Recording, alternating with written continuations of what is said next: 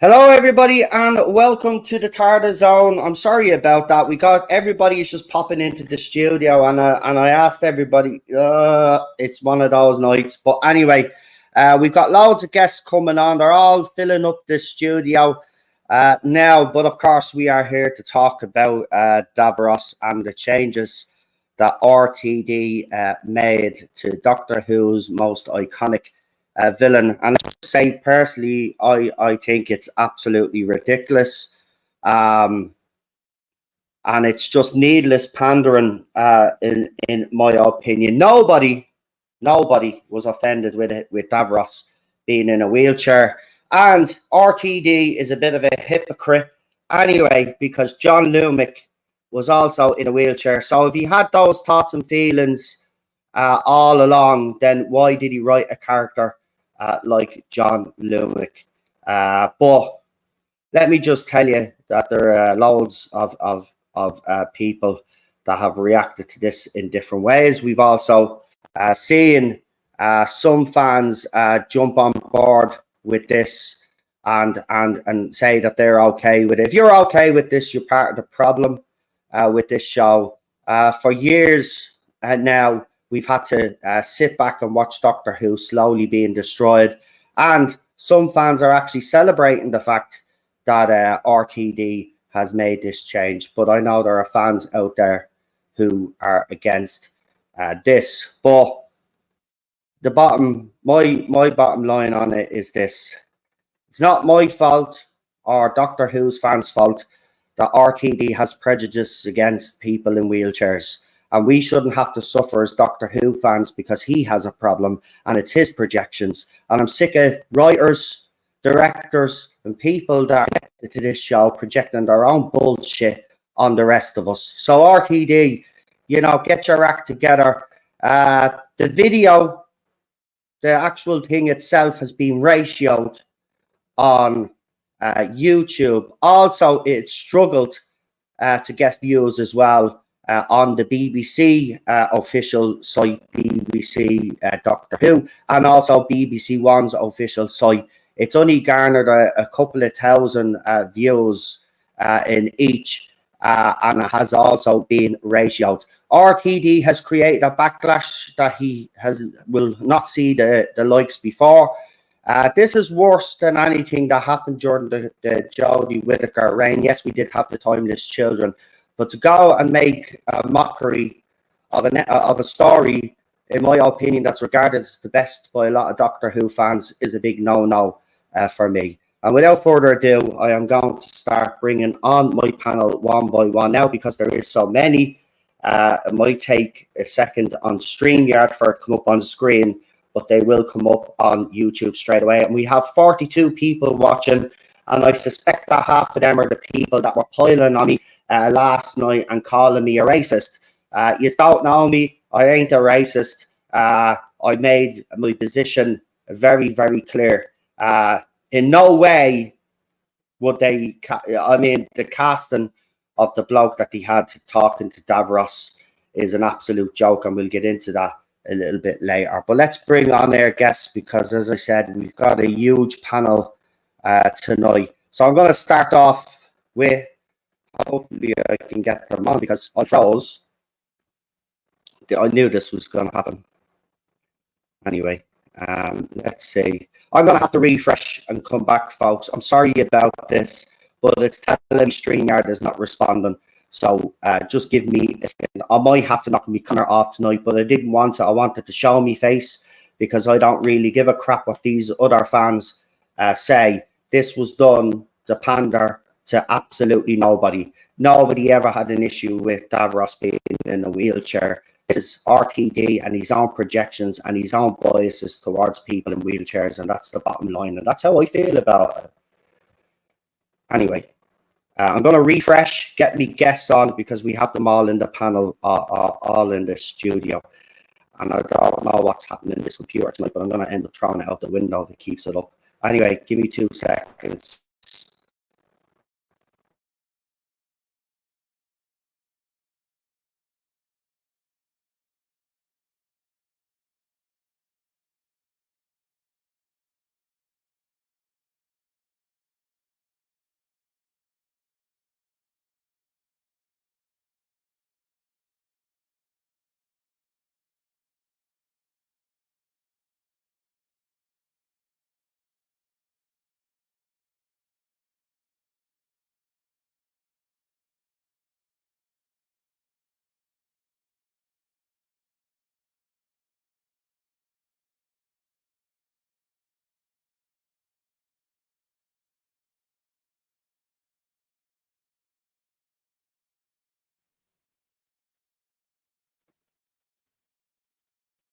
Right, let's get our guests on before this bleeding goes wonky again. So we've got Bowlstreck joining us tonight.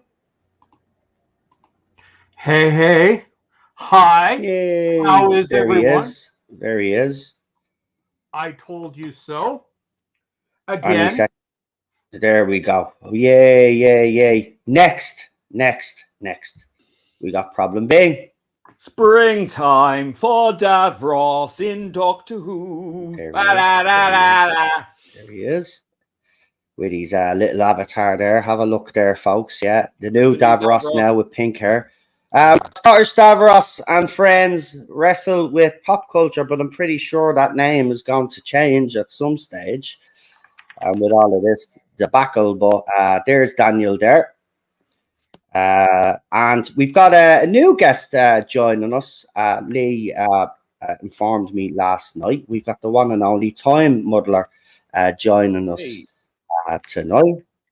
There he is in the chat. And we will have PD Rich with us. But, of course, no stream is complete without this guy because he's not even from this planet. It's the one and only, the rabbi from another planet, folks. Hello, ladies and gentlemen. Hello. You know, it is true. I have been compared Give it up for the man to himself. a stream of bat's piss before because I There shine he is. out. Look at him. in Look the at him darkness. looking all That is beautiful. Look at amazing. that panel. That is a very May I sexy say, Time panel, I Muddler. have to say. Anyway, lads. your stuff around you is arranged beautifully. Anyway, right? You've got excellent taste on I think it's everything. appropriate and that I Scottish actually Davros, start this by far stream the superior Davros with. in every way. No. Can you hear Rabbi at all? Because you're talking, he's talking. It's really weird. No, Oh, wow. Rabbi. No, I can't hear Rabbi at all. No. We Rabbi can. and the Time Muddler are actually black on my StreamYard. StreamYard, I'm probably gonna have to pull me or pull the mic. One or the other. I think I'll pull the mic, but the sound might sound a little bit crap, folks. I'll try the camera first. I think that. Well, I want to stay on camera because yeah, but it's more important to hear what you have to say than is. To look at what you're saying. Well, not really. Fuck the camera. No, I'm staying on camera. I want to stay on camera. Right, Rabbi, can you Rabbi, I can't hear what you're saying. You're still clipping Noel. I think the camera's going to have to go. No, can I just tell you, you'll be able to emote fine. Huh?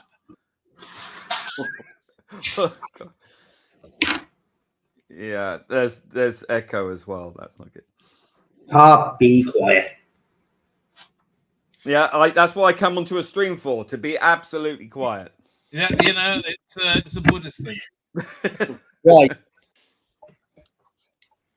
Right, the camera is gone, right? But the problem is now is that I'm still stuck on the screen for some weird reason.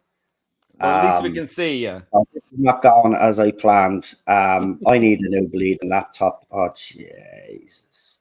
Right, listen, if you can hear me, we're going to start with Daniel because obviously the person that RTD is supposed to be pandering to is fans like Daniel. So, Daniel, while I refreshing and get this all sorted, you let people know how you felt about RTD's decision last night during Children in Need.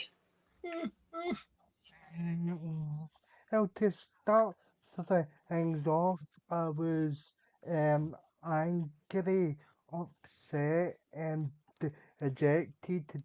Distraught, call it what you will. Davros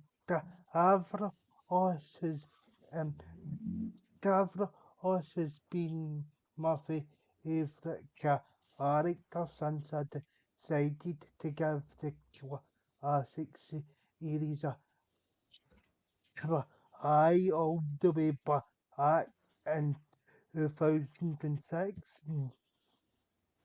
Here I have for us actually decided to pick a classic Dalek story, and that story was or resurrection of the Daleks with Peter Davidson. So I I've always been sort of captivated. I've always been sort of captivated by the character Davros and his sort of motivations, basically. He's a genius, but he lets his ego override and I find that some of the most fascinating characters of the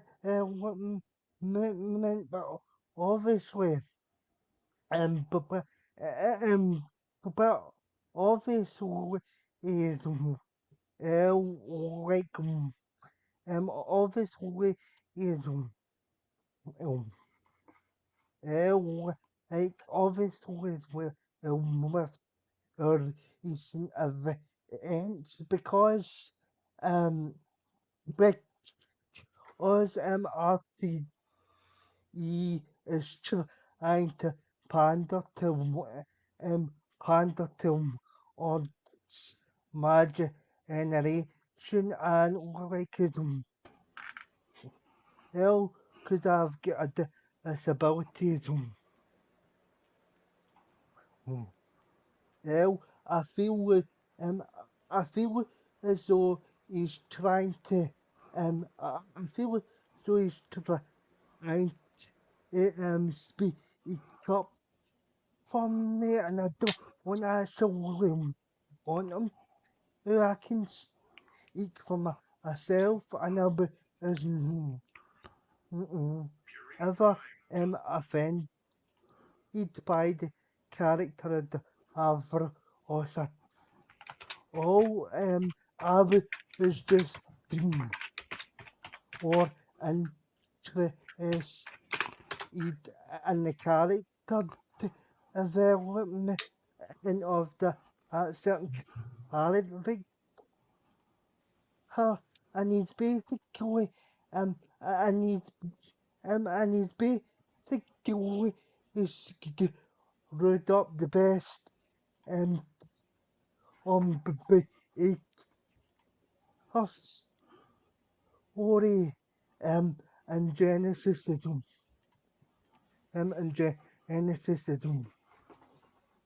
Hell, and I think I and I and I think it's going to in certain scenes that's what is for me now. It didn't actually need to.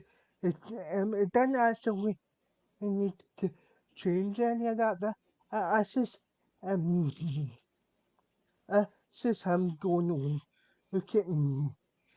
I'm the most powerful show or honor in history in regards to the franchise, and he's deliberately pissing off classic fans such as yourself, Rabbi Owen, Nolan Osterek, but he's also um he's also pissing off fans like myself that desperately want to enjoy our original series as well because I actually am actually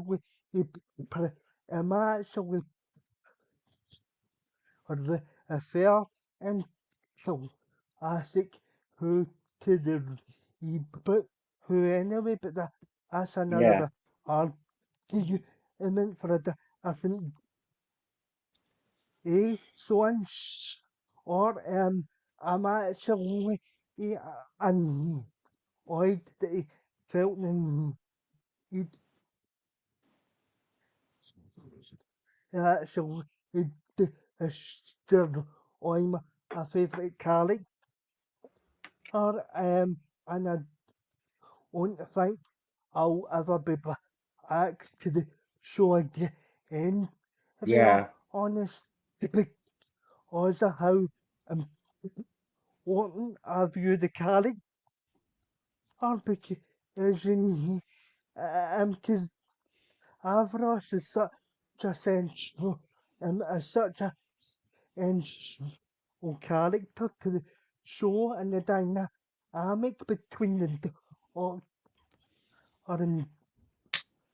Davros has always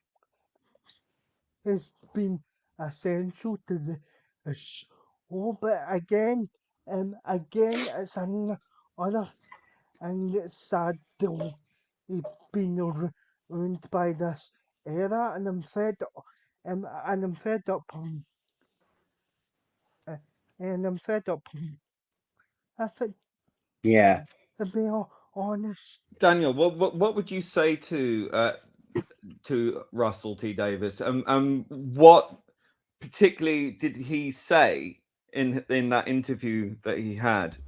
What do you think are the issues that he spoke to that you disagree with? I think I disagree with the fact that you have to be thinking sort of sort of go with the aims, because I think for the I think for the majority of the sci-fi fans that are on Earth, pardon pardon the expression, I have kind of had it ingrained and to kind of pay attention to the context of the certain stories and articles, and I think also as in all and with that, so it's it's okay to bring in it's okay to bring in a portion of the audience because they because wouldn't be and the fans if it wasn't for our so a show. But but the fact of the matter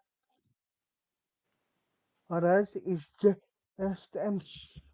is just run everybody under the us that support them in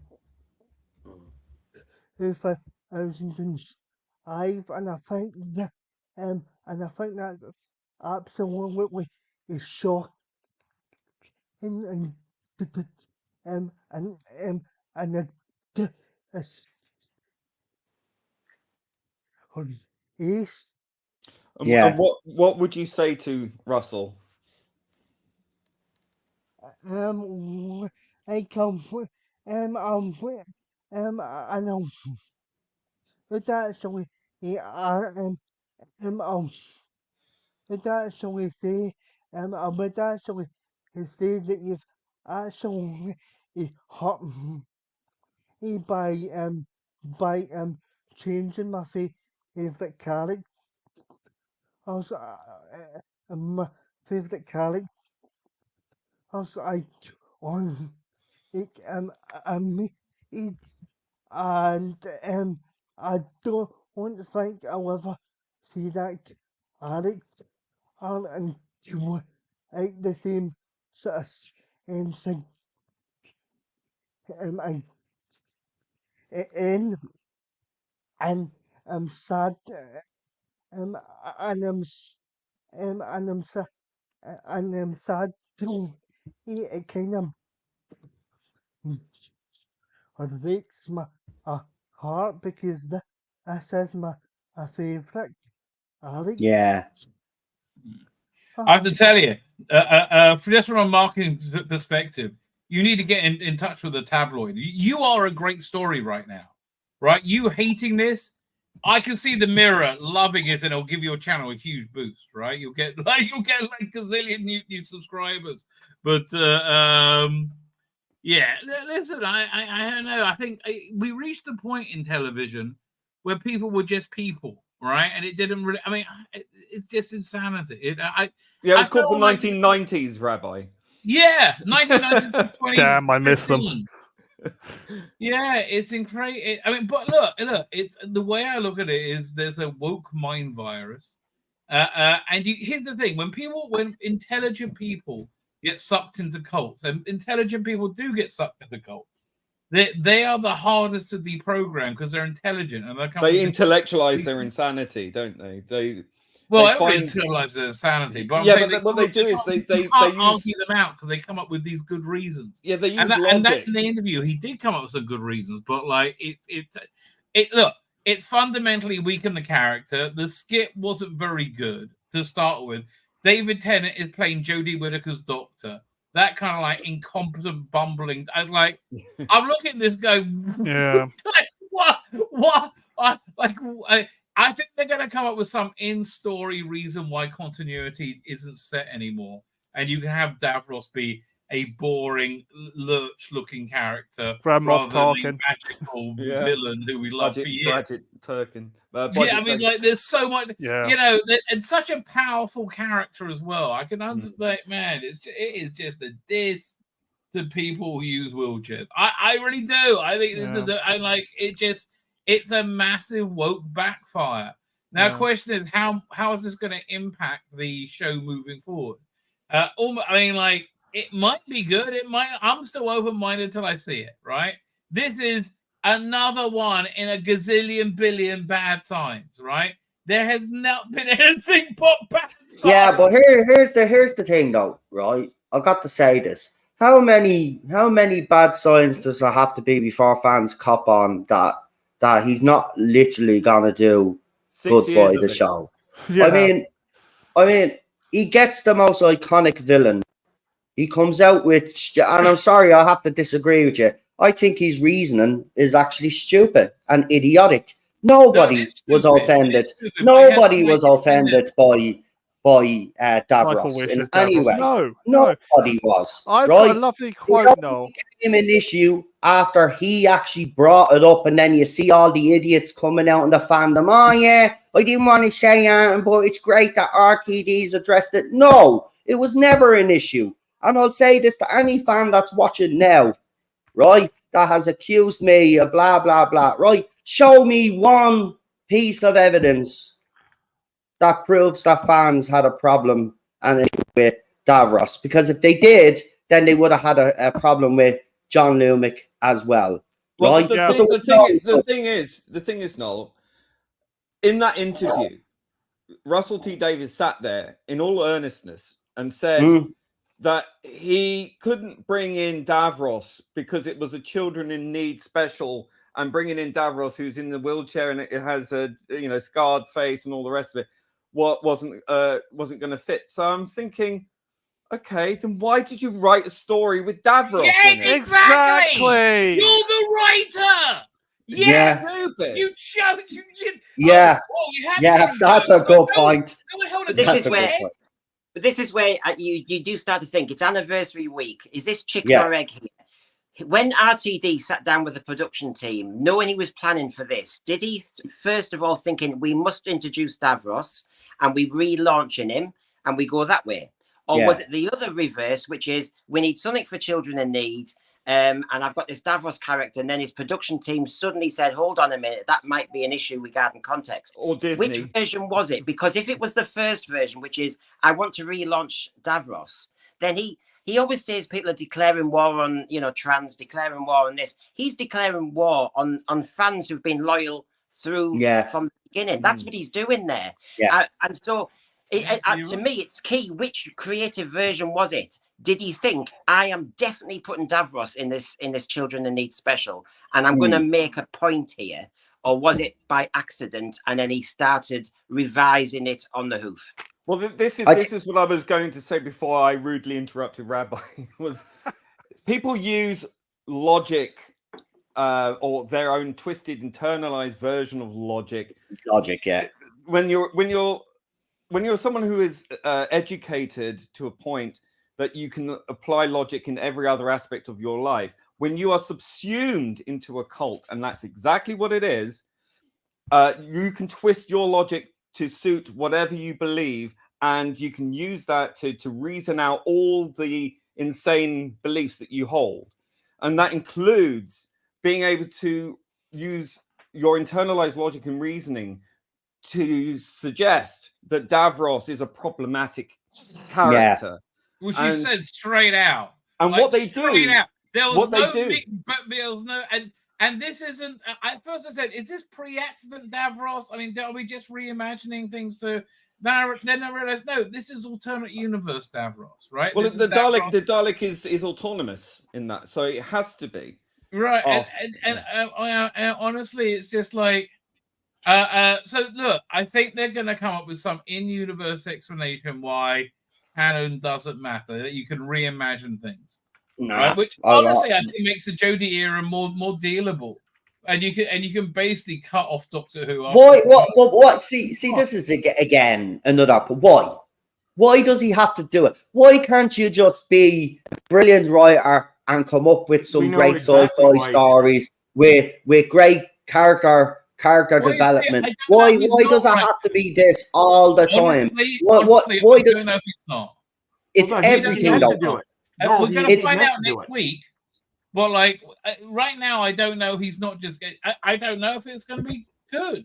I don't know. He's a hack. He's a hack. Look, if he did that to Davros, this way I look at it. Look at the first episode of his first run. Most of the great stories. I'm not saying all, but most of the great stories were written by other people. Yeah, Moffat. Love and Monsters is his league. Well, I love. Hang on. Oh, you aren't bashing Love and Monsters in this, right? I know. I like Love and Monsters. Okay, look. The Rusty Davis era is in of its own. It's a unique Doctor Who. The first episode, Rose, he comes in, he's looking at the baby. That never worked. She's an alien and he's gay. Right, that could only be in the Rusty Davis era, right? And I enjoyed it. I didn't mind it at all. I didn't mind RTD's Force era. I'm not going to sit here and change my opinion on it because I have different opinions about them now. I did enjoy the RTD era, and yeah, if you do analyze it, if you do look at some of the great stories there, they were written by other writers. But overall, he was the showrunner, and he did construct those seasons and put them together like he did. It was his vision. But this vision, see, this is what happened. He went to America, he came back, and he ended up being a prick. That's what happened. Right? Okay, before he went to America, he was nice. He was always controversial and outspoken. And we like that about RTD sometimes. But there are a lot of people. There are a lot of people who have said he's difficult to work with. There are people. I mean, look at Eccleston's relationship with him for one example. Look at how he throws people under the bus. The Hannah Omega thing, Noel Clark was thrown under the bus. Barrowman was thrown under the bus. Yeah. You name it. And the rumors coming out that he's very difficult and very overbearing, I can believe it. I didn't believe it at first. But now I've seen him, the way he's talked to fans, telling them to F off. We've seen that.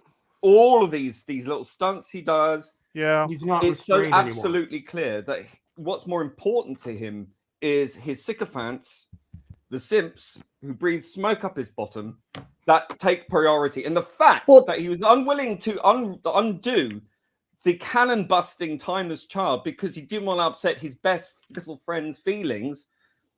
Yeah, it goes to show he puts value over cronyism. But do you know what? Do you know what baffles me? Do you know what baffles me though? He would have seen the last 5 years and how the show went and what the reaction was of fans. And now he's I honestly think he's going to come up with a way that that Canon isn't mutable anymore, which will explain away the Timeless Child and the whole Chibnall era.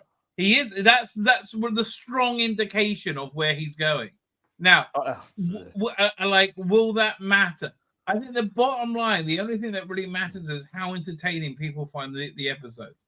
I think if this was meant as an ad for next week, it's supposed to make the normie chuckle, right? Oh, bit of a Dalek, that guy. Oh, they don't care about Davros. They don't know who Davros is. They couldn't give a shit. This is just to entertain the norm. See, the analogy I gave that this is like the Romancing the Stone trailer. Remember Romancing the Stone trailer? Yeah.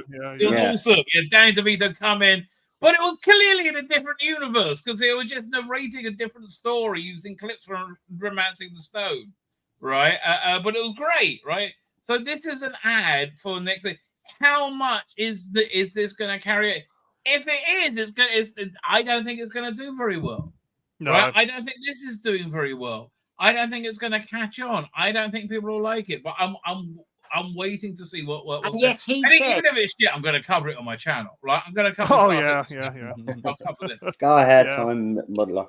Sorry, he said the Doctor Who concert. He said, I needed to come back to protect the franchise from somebody who doesn't know the series. And one of the big decisions he makes is, I'm going to revamp Davros. That's not saving the series. That's putting it at risk. You know, this is what I mean. Could he be playing with fans?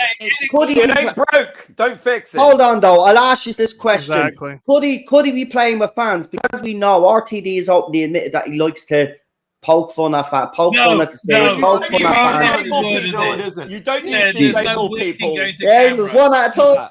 No, you don't. Like, you do not use disabled people for a joke. You don't use people, disabled people to go, ha ha ha, gotcha. That would be, if he is doing that's evil, right?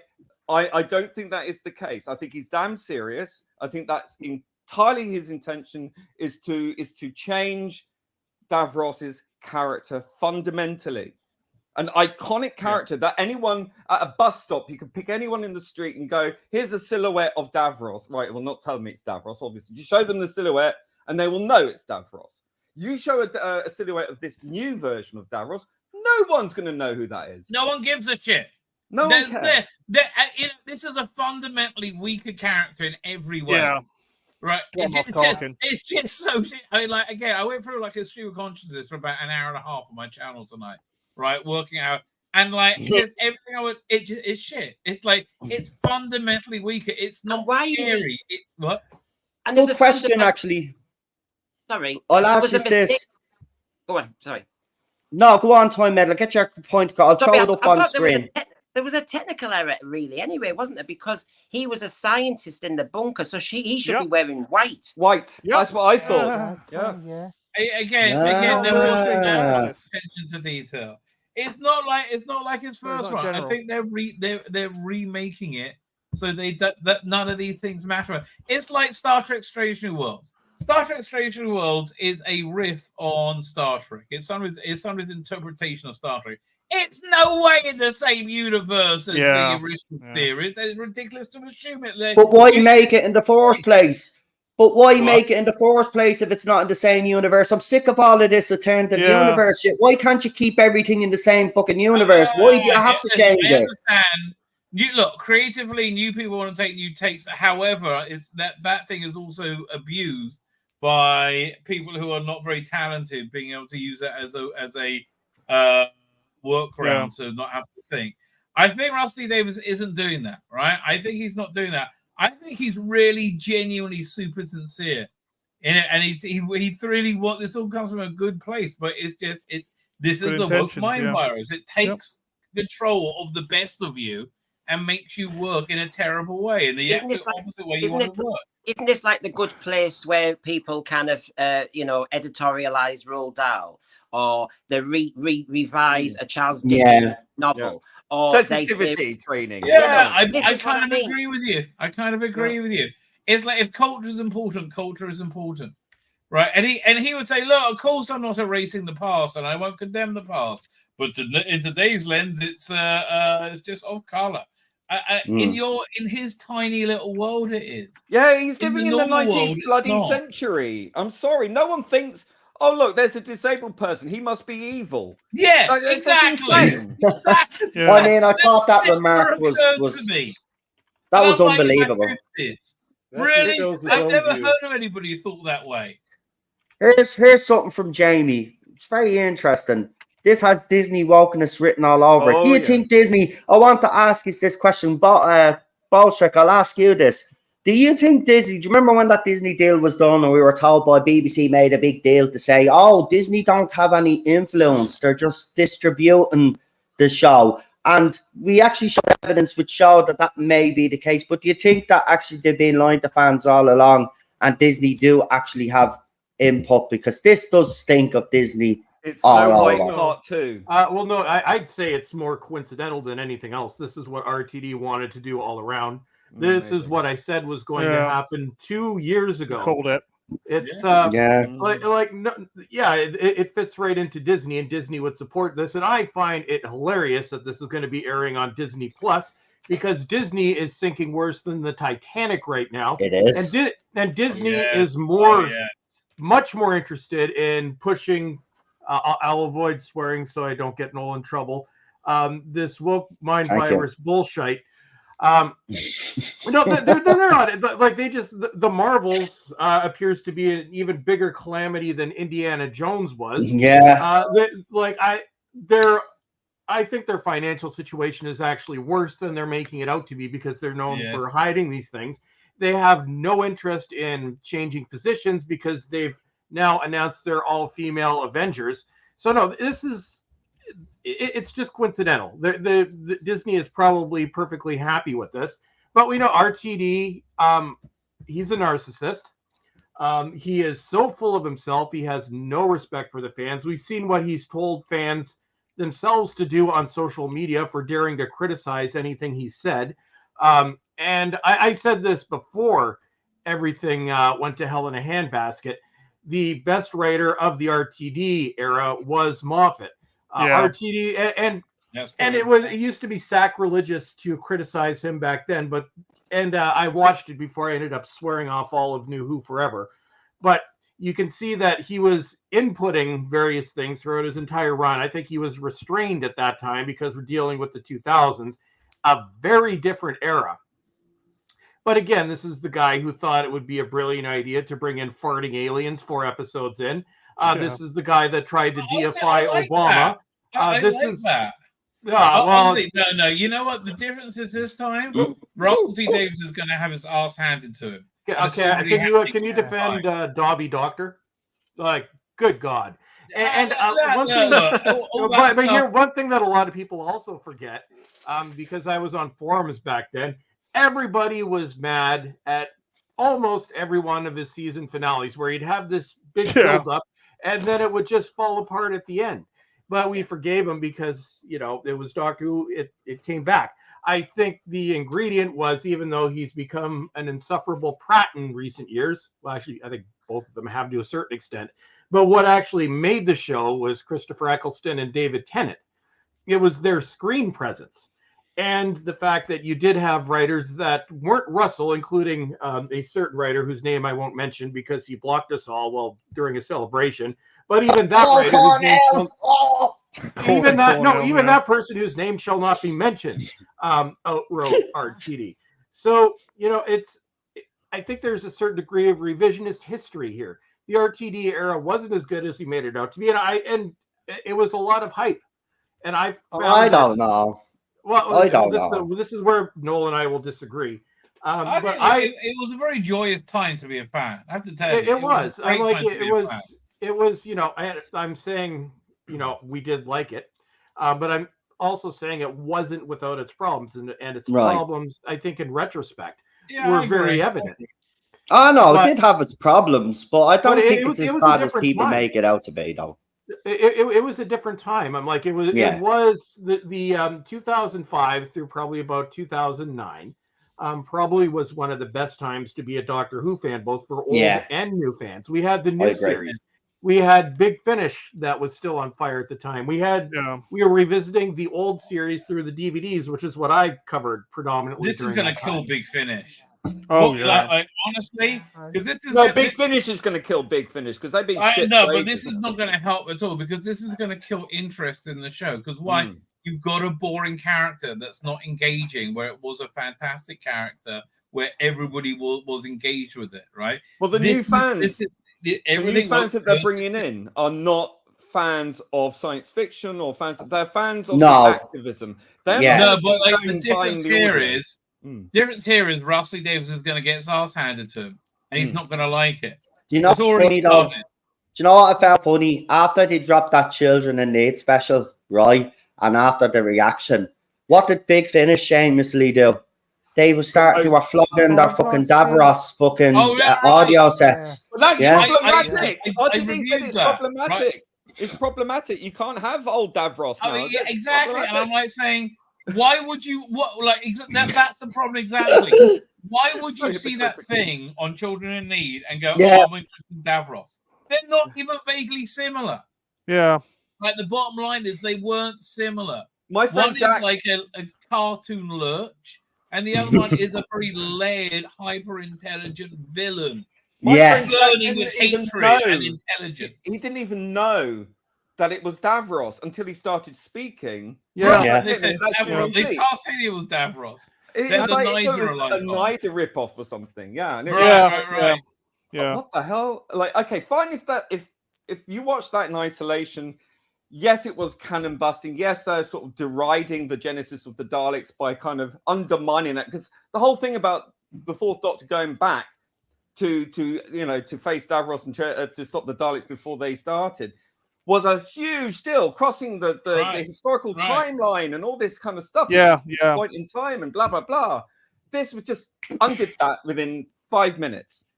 And Uncle Fester Davros. That's who he is. You're right, Uncle Fester Davros. And in isolation, it's fine. But when he did that interview behind the scenes afterwards, to say how it's going to be from now on is not okay.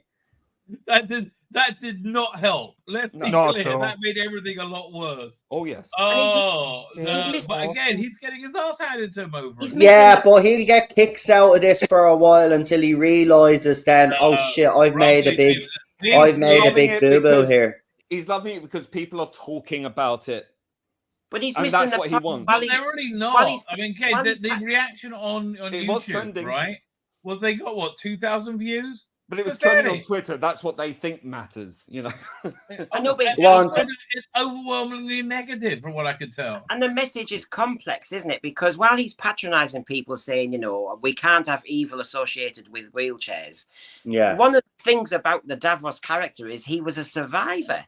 Yeah. While he was wheelchair bound, he had to be Machiavellian. He had to be clever. He had to be ahead of people who were able-bodied. I thought that was something to kind of almost, applaud. And what he's done is he's just made him like the rest. Mm-hmm. Boring. Totally. Basically. And they made him just a generic white male villain in a Nazi uniform. Grandma talking. But guys, this doesn't bode well for the future of the show, does it? It does in not. fairness. Not at all. And no. He's completely lost his MO now. Davros has lost his MO now. The whole reason he built the Daleks the way they were is the way he looked, the travel machine he had to use. The Daleks, why do you have Daleks with legs now? Quite frankly. It's ridiculous. It doesn't work. When I first saw Doctor Who, the first story I ever watched at the age of 4 years old in 1979 was Destiny of the Daleks. And I saw Davros for the first time. And that hooked me completely in. Daniel said, that his first introduction was Davros, right? Am I right, Daniel? To the classic series, but to the classic series, my first introduction is the action and the scene. Yeah. It got the East from the as in it hooked me instantly. Yeah. So yeah, so the minute is the characters the as a yacht and it's been smashed all over the film. What I do appreciate I do appreciate what you're saying. Well, yeah. I mean, it's something that hooked you into classic Who. Yeah. Oh, my friend Jack, drawing Jack Rabbit, we all know. Yep. Told me to, because he's working tonight, so he can't be here. But he did tell me to talk about his first experience, like when he was a kid and he was watching Doctor Who. He was into Doctor Who. He loved the Daleks. The Daleks was the thing that got him into Doctor Who.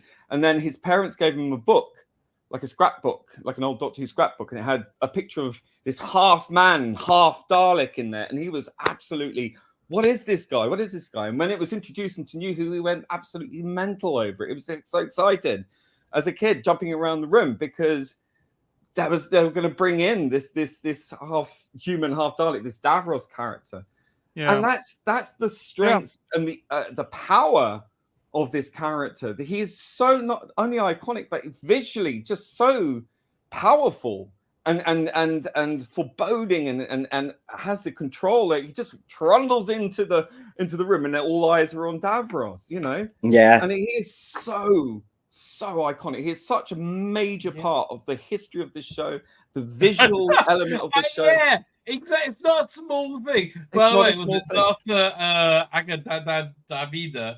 So you see a recent episode of South Park. I was about to agree with you, and I'm like, no, this is an episode of South Park from like 15 years ago, when they got Kenny and not Kenny. Well, they had the character in a wheelchair, and they had a character who was like, Timmy. Timmy, right? Timmy and the fight each other. Like they just Timmy and Jimmy, yeah. On. Yeah, but they treated people like real people, Rick, and they took off all the taboos. Yeah. It was better. Like again, I mean, I don't know. I think if you're somebody who uses the wheelchair and you see a super powerful character like Davros, who it doesn't matter. But he's open to canon. Their disability doesn't define them in any way, shape, or form. Right? I would say that's an empowering character, but again, Russell's got the woke behind virus. Sorry, what are you saying, sorry, no, he's open to can of worms, because I think somebody was saying it just a bit earlier. The Dalek is a transport machine for a mutant inside. I mean, is that a wheelchair therefore? So come on. Yes, it is. How far do we go on this? Well, the Cybermen are neurodivergent, so you can't have them anymore. Yeah, you can't. There's going to be a lot of stuff. Honestly, I think this is all just going to blow up. Frankly, I don't think it's going to do very well. No. Bottom line, I think it sounds like it'll do maybe better than an Avengers show or whatever the Marvel show, but it doesn't sound like this is going to work, does it? Maybe I'm open-minded all the time, right? And I said I'll wait and see what they put out. This was shit, right? Let's see what they put out next week. I'm intrigued to see the Daleks. I'm intrigued to see the specials. But yeah, look, it might just. I don't get the changing costume all the time. That for me doesn't work. I don't. We'll find out. I mean, they've lost the visual language of Doctor Who. Yes, yeah, I think so. It's fundamental. They've homogenized it. They've flattened it completely. They've done this under Chibnall. It looks like they're continuing with that failure of design language. It's lost in translation, because you don't have an iconic look for the Doctor. You don't have an iconic Davros. Exactly. What the hell else are you going to flatten? Oh my god, so not iconic.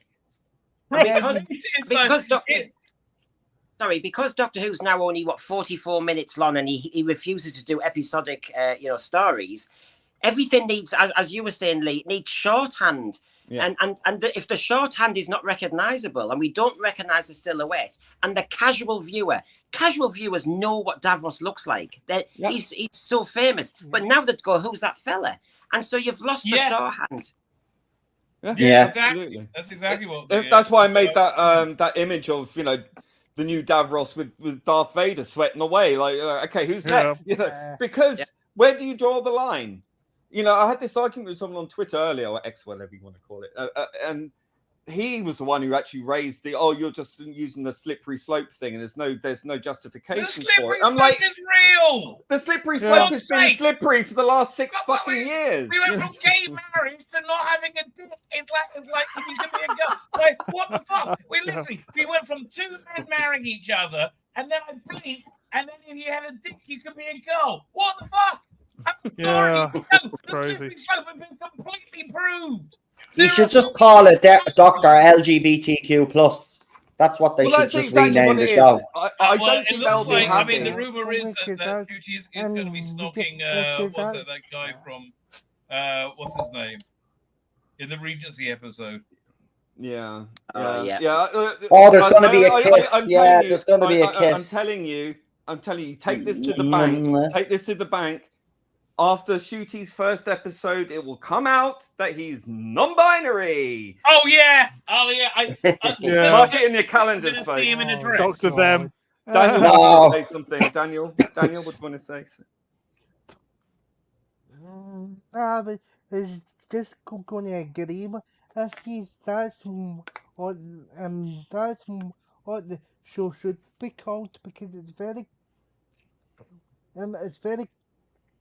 you know that Russell T.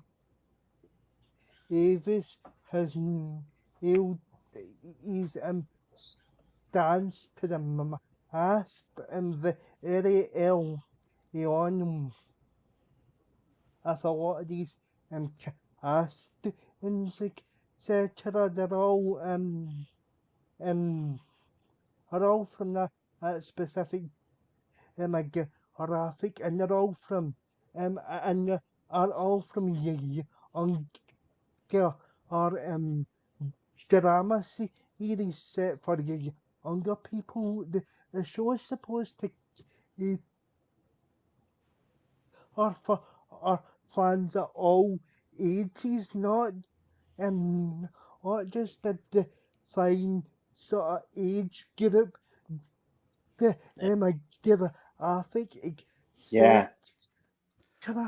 Remember when you had casting? These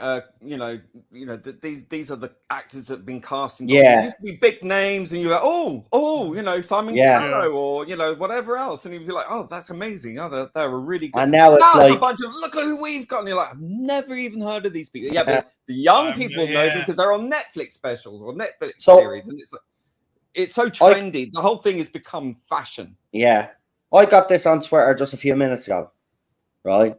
Why don't you realize that the show is not for you anymore? No, right? No.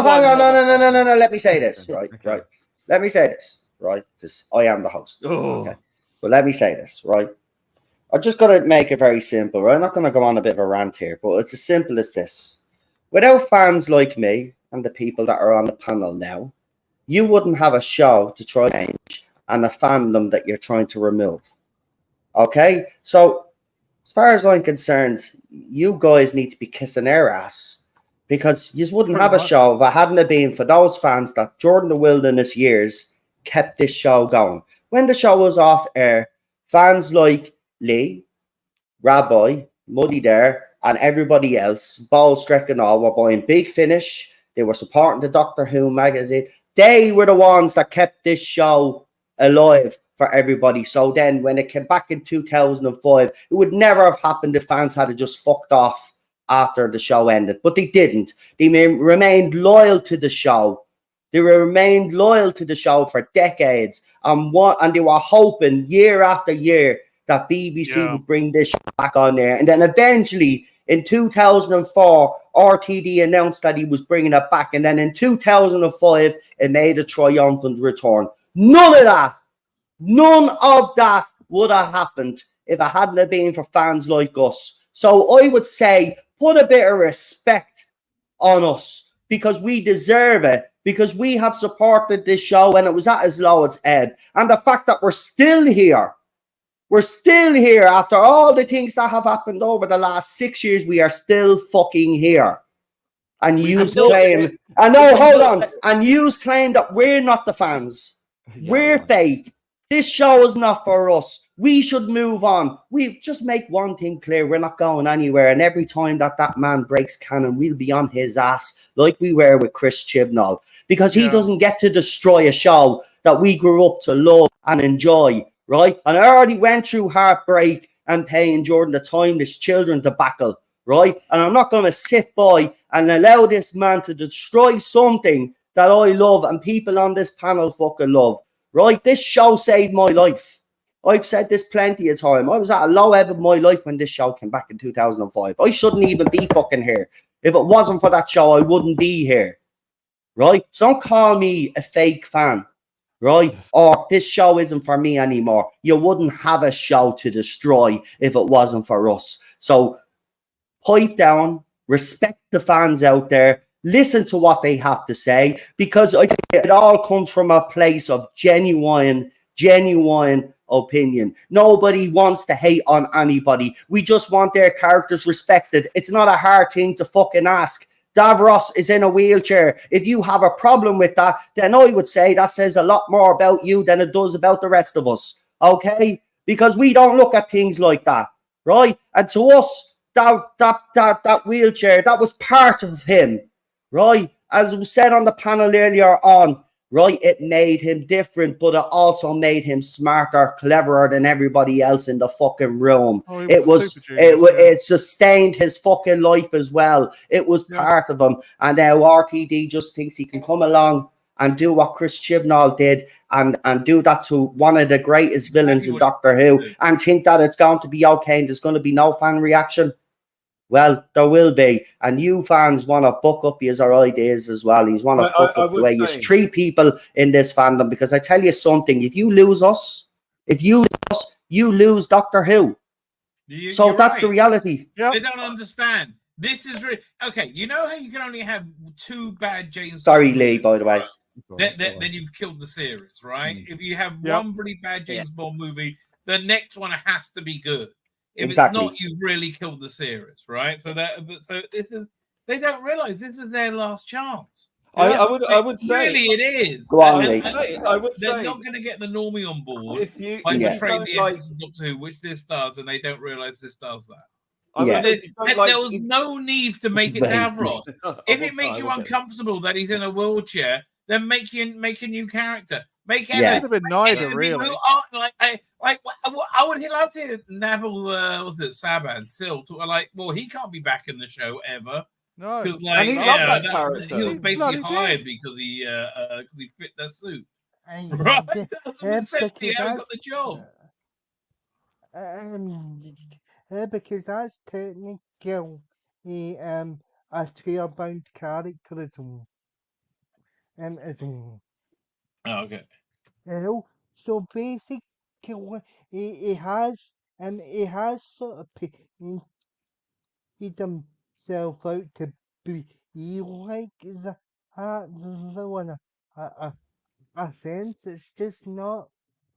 It's just not a very good attitude to have, and it's going to and it's just going to alienate the rest of the audience have somehow managed to around basically because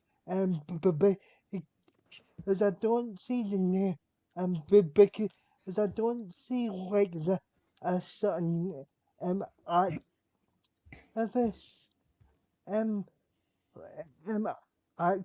activist that is but buying all the action and all the EVs etc. because you don't want and find to inject your sort of politics and that's basically because you're not going to support the show financially, so you're alienating and fans and but I am merchandise. Who here is going to buy a new Davros, new series Davros action No. figure? Hands up. Never. Add me to the top of that list. No. And the other thing I'll is, actually if you have go a for problem, it. if you have a problem with Davros, if you have a problem with the way Davros looks, if you have a problem with the Davros character, then you have a problem with Doctor Who. It's not us who should fuck off, it's you, and that includes RTD. I'll go forward and say this. When RTD was re-announced, I was actually excited, as you know. I was really excited. I was over the moon. I couldn't believe that he was back. And I says, I can't wait. I can't wait now because I'll get me cash out and I'll start splashing on merchandise again because I didn't buy any during the Whittaker era. I am never buying another piece of Doctor Who merchandise until I know that RTD is going to do right by this show, and I believe he won't. So I'll be never buying any merchandise until someone comes along that respects that franchise, and when they do, then I'll put my hand in my pocket and give away my hard-earned cash. Right? You know, when I saw this thing, I said, "Thank God I didn't pre-order the specials or the Daleks." You know, because I felt I'm like. And I nearly did. I came closer. I was like, thank God. I got to stick to it. I'm not buying anything till I see it. Right? It's like, I don't know. It for me, this might be like Doctor Who adjacent, like the Cushing movies. Right? This might just be a different thing. And if I like it, I like it. If I don't, I don't. We see, we get criticised. But we were mentioning some of the newer fans who are criticising us for sounding like dinosaurs. Yeah. But the point is, it's like I'm comparing it to a football match. I'm a football fan. If I've been watching a match for 80 minutes, I'm invested in it. Yeah, I'm exactly. invested in the rules, the formation, the lot. And if somebody in the 85th minute suddenly said, we're changing the rules, we're changing the team, I'm not buying into that. And I've just wasted 85 minutes of my life. And we fans have been there from near the beginning, who are older than some of the other fans who think we should clear off. We've invested our time, our money, our love of the show. And I'm sorry, but we can't just be dismissed as easy as that. And we're not going to be. And the other thing is, this is the thing that has successfully perpetrated this whole thing. Division. It's the notion and the falsehood that the show is all about change. Oh, no, it's not about change. It's about a madman traveling in a fucking box, traveling through space and time. Yeah, exactly. It has change in it, but it's not about change. Exactly. There's one point that I'd like to bring up. And it's this notion that everything change and progression, and how can you call it progressive when everything that's happened so far is they've gone back and plundered the diamond logo. They've gone back in time with the Timeless Child and changed the history of the show. They've gone back and, to the genesis of the Daleks. They've gone back. Do you see what I mean? They're going back and constantly rewriting. Big signals as well. That progressive. How is it progressive going backwards all the time? But there's loads of mixed signals as well, though, because he's trying to pander because he brought back the diamond logo. Then he goes and something like this. Then he calls people, as I watched Chris's video today, where he did that article, where he did that interview, where he said if anybody had a problem with trans people, they lived sad and lonely lives. I mean, he's giving mixed signals all the time. Like, this is the problem I have with him. 1 minute he's like, he's giving you something, and then he takes it away with the next fucking breath, like. What do you want, RTD? You can't pander to everybody. I said this at the very beginning. The biggest downfall you will have is if you go in there and you try to pander to everybody. What you should be doing is just writing the best version of Doctor Who, and if it's good enough, people will tune in. It's as simple as that. But he's not going to be happy until he's chased off all the so-called dinosaurs, right? He'll be left with only the people on Instagram and his sycophant simps who are just going to be blowing smoke up his ass saying how wonderful he is, but he'll be the king of ashes because there'll be no one else left to keep the money rolling in. Well, there's an important Go, thing to Chris. bring up here as well, which oddly enough, not that many people are talking about. And for those who cared, which was never going to be me, but if you're looking for a signal that things aren't going to change, considering that I believe this takes part right after the regeneration. So the first words out of the 14th Doctor's mouth are 60 minutes ago, I was a wonderful woman, or what did he say? Woman. Yeah, brilliant woman. That's the word I'm looking for. So literally, Ruth. So Brilliant. Did we miss an incarnation?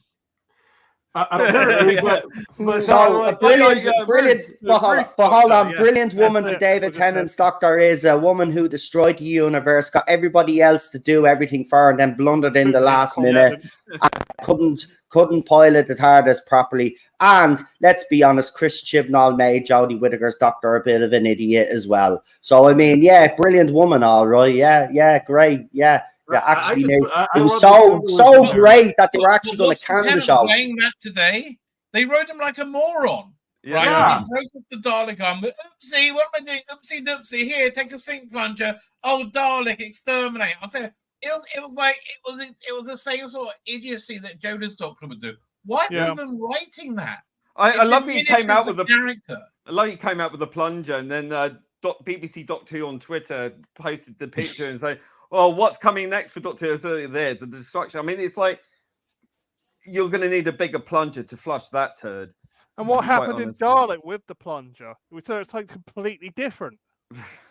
Oh, the plunger part. Yeah. Oh, in Jesus Christ, man, that was just pathetic as well, man. And then when he comes back into the room, you're expecting him to give out to his assistant. He looks at the plunger and he goes, "I like it." And they called it a thingamajiggy or whatever, a thingamajig. It's like, would a Khaled in Genesis of the Daleks ever be caught saying thingamajig? No, they'd be shot. I mean, it's so absolutely, and that music, the Benny Hill music as well, totally inappropriate. Awful. Yeah. He had to be taking the piss, but if he did, he's had to admit taking a big, huge miscalculation here. And he did say in that interview that he did with Moffat and Chibnall that they were actually taking the piss out of Classic Who there. So, I think there's more of this to come, to be quite honest with you. I think it's deconstructing is what they do. Yeah, he's going to use this new era. Do. And he's a hack. He's a hack who sold out everything, Doctor Who. All his love for Doctor Who that he's claimed.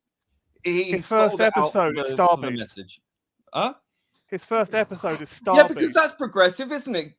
Going back to the past again to rewrite that again. Using an old Doctor. And we know there's a lot of surprises in it, right? We know there's a lot of stuff that's going to reference history in it.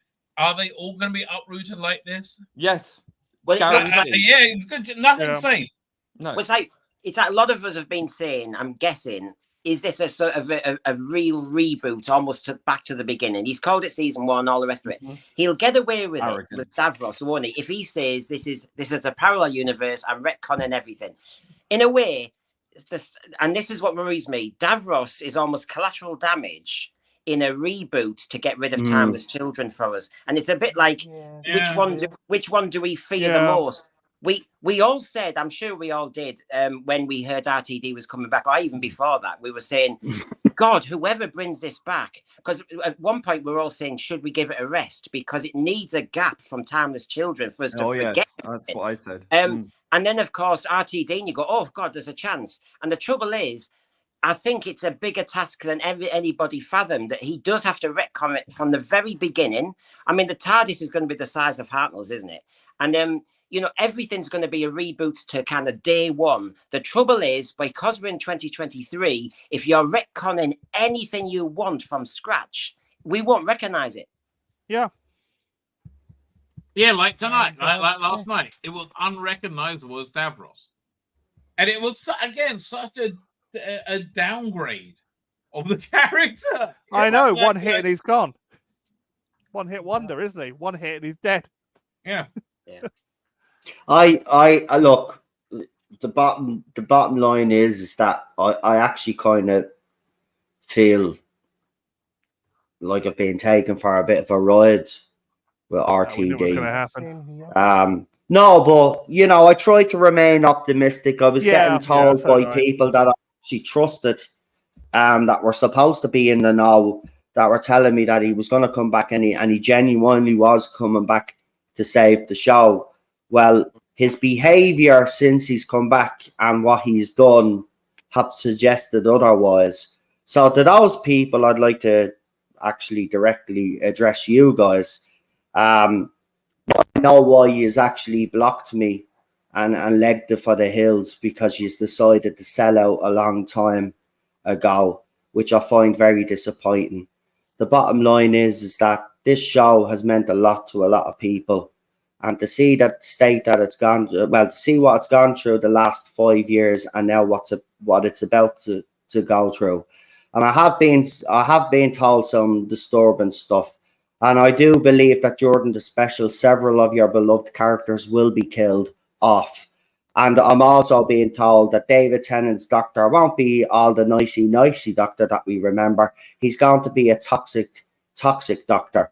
Basically, what he's going to do is he's going to let people die. You seen it in the trailer. He says, "I don't think I can save you." He's going to let people die in this. This Doctor is going to look at RTD made the comments. You should always read what RTD says, because when he says it, he means it.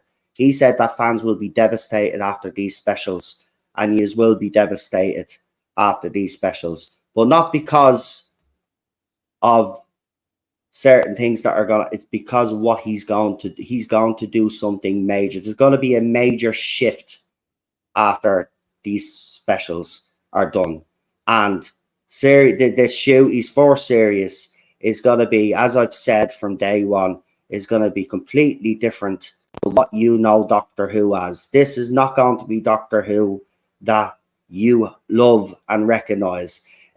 Piers Wenger said the same thing as well. This is Doctor Who for the next generation, and that's exactly what it's going to be. What that really means is that Doctor Who is going to pander to every fucking idiot and activist that's out there, because, you know, RTD doesn't want to hurt people's feelings. So that's what's going to happen, and they've got the Disney brand behind them to do it. Yeah. Unfortunately, what's going to happen is Doctor Who is going to die almost straight away, but it'll be dragged through the mud for another few years on Disney Plus app.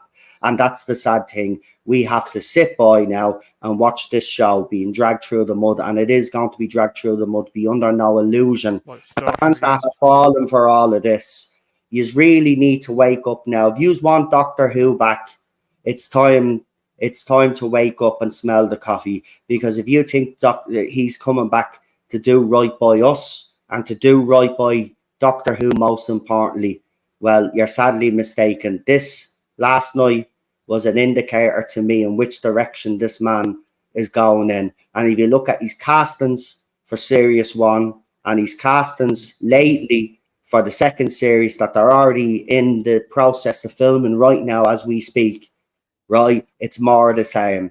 And I don't think we're going to get our show back for years to come. I think this is it now. Jodie Whittaker's era was the beginning of the downfall of Doctor Who. And it's fucking sad, because you know what? It never needed to happen. It never needed to happen. They won't be able to revamp it in time either. If let's say there was a miracle and the BBC had a firestorm switchboard tomorrow, and I just said, "Oh my God, the reaction to this change in Davros," but he's written the next two series already. It's baked in. Yeah. I don't know if that. I mean, it looked so done on the cheap. And that set looked like it'd been thrown up. Well, it was. It was a cardboard. I don't know if it's going to be a central character. I keep telling myself we haven't seen what they're actually going to do. But yeah, look, I mean, like, it can't look this cheap next week, right? No, wow, that was for children in aid. Look, it was definitely a cardboard cut out of Jodie Whittaker's fucking console room, and it was badly painted TARDIS. Look. You know, on some level, I'm kind of thinking this was all just a piss take by art, because it was so fucking bad. But then when you listen to that Doctor Who Unleashed thing, then you kind of say, but no, it's not. He's being fucking serious. So like what? Like what is he fucking? What is he doing? mind virus. It makes you crazy. Yeah. It makes you not be able to see that you're doing shit. The path to hell is paved with good intentions. I think that Yeah. rings to. I've got a message here from one of the people who's supposed to be on our panel tonight, and he said he couldn't make it. Brandon, and he said to say, "Hello, chat. Hello, panel. Hello, everyone who gives a damn. Because if recent events have showed us anything at all, it showed us how much little regard some so-called fans have. It's honestly astonishing. The blatant narcissism shown here by the production staff is abysmal. No one, and I repeat, no one watches any episode with Davros and thinks, oh, he's evil because he's disabled. Yeah. Russell has picked a fight with himself in an empty room. In fact, RTD has caused the very thing he's claiming to fight against by taking away, quite frankly, was very good representation in my view. Yes, Davros wasn't able-bodied, but that never stopped him from creating a powerful army of Daleks and hell-bent on conquering the universe. Russell has massively dropped the ball here, and we need to continue to make our voice known. Sorry for the long message. Well said, sir. Yeah, we agree. We agree. No, thank you for having me on, but I'm going to have to bounce out. Not a bother. It was nice having you on again. Hopefully next week we'll be better news, right? Who knows what dares to dream? Bye. I'm going to have to go. Bye-bye. Take care. He's gone. Ian Peter Davidson's in the chat. I've gotten a couple of Unknown 289 became a member. Nicholas Horton did leave a members chat as well, and he said this is going to be great. So just wanted to mention that. And then we've got Ian there who says, hey, no, sorry, I'm blocked, cannot chat. No, nobody is blocked. What it is that I put the chat on subscriber and members mode only because I knew that, well, I mean, look at how many people we've got watching tonight. We haven't had 68 people watching since the Whittaker era. So I knew that the chat, if they had the opportunity, would have been full of trolls tonight. So I said that you had to be subbed for a month, but you must have changed your account again because you'd be in the chat with everybody there. I just wanted to make sure that everybody was safe in the chat tonight because there was a lot of reaction to what me, Lee, and Chris had to say on Twitter, as you can imagine. And you've sent me another super chat there as well. So that was a $2 Australian super chat. And we have a $5 one. And he says, hi, yes, I believe that was possible last time. Yeah, you must check because you do, don't you? You do it on Twitter as well. You change your account quite a lot. I would say and suggest to anybody that is sub to me though, make sure that you're not changing accounts all the time because as we move forward and we're obviously going to be discussing this area, you know what's going to happen. There's going to be a target on my back, Lee's back, and Chris's back as there always is. I'm bloody used to it. But the thing about it is well prepped this time. As you can see, it doesn't matter what they say now. It's water off a duck's back at the end of the day. We're vets. We've been through this for 6 years. Exactly, 6 years. So, and he's a new member as well. Thank you, Peter, for that. And there's another super chat. You don't have to keep giving me super chats, pal. I really do appreciate it. Peter's from Australia, guys. He does join us, and he has said he's a very nice guy. He says, okay, sorry for an Australian $10 super chat. You could just write it in the chat. If you just write it in the chat, but thank you. We appreciate it. Now you're a member, you can I think you can type now, can't you? Yeah, I think he could type now, yeah. But anyway, back to what we were talking about. Right, lads, I'm gonna ask you the same question and each of you can answer. So specials, week to go. How is the start? How is this Davros situation? Is it? I'll ask you actually out straight. It's the 60th anniversary. Is the Davros situation going to affect the 60th anniversary now? Do you believe it will have a negative impact on the ratings, or do you think people will put that aside and treat the 60th anniversary as a separate entity? I'll start with you firstly. I will say for a lot of fans, old school fans, I think they've already decided they were out anyway. I think there are hangers-ons who have been waiting to see how things go and will watch it and see how it goes anyway. There were a few people I noticed on Twitter, X, whatever you want to call it, who were on the fence and who've, after watching this and seeing that interview, have sort of decided that they are not interested to watch it now. So, you know, everything he does, every time he opens his big fat gob, he just puts his foot right in it. And I think that for me anyway, I was already out. I knew the Children in Need special had happened, but I didn't rush to watch it. I didn't even want to watch. I didn't even think about it. I was so apathetic at this point. It's only when my friend told me to watch it, and we watched it.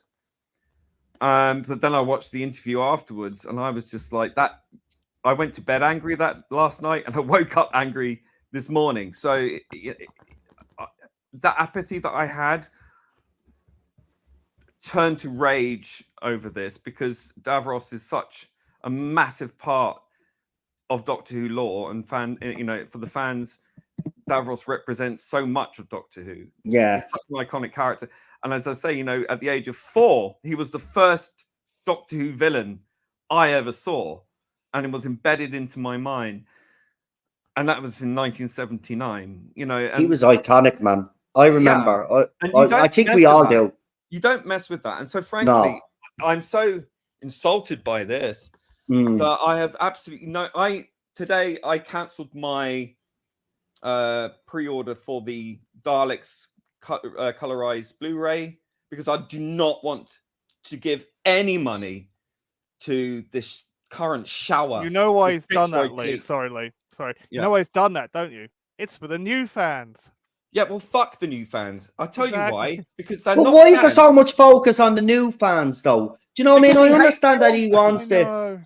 I understand he wants to make the show bigger, and we get that as well. We know that we need casual fans as well. We've always understood that.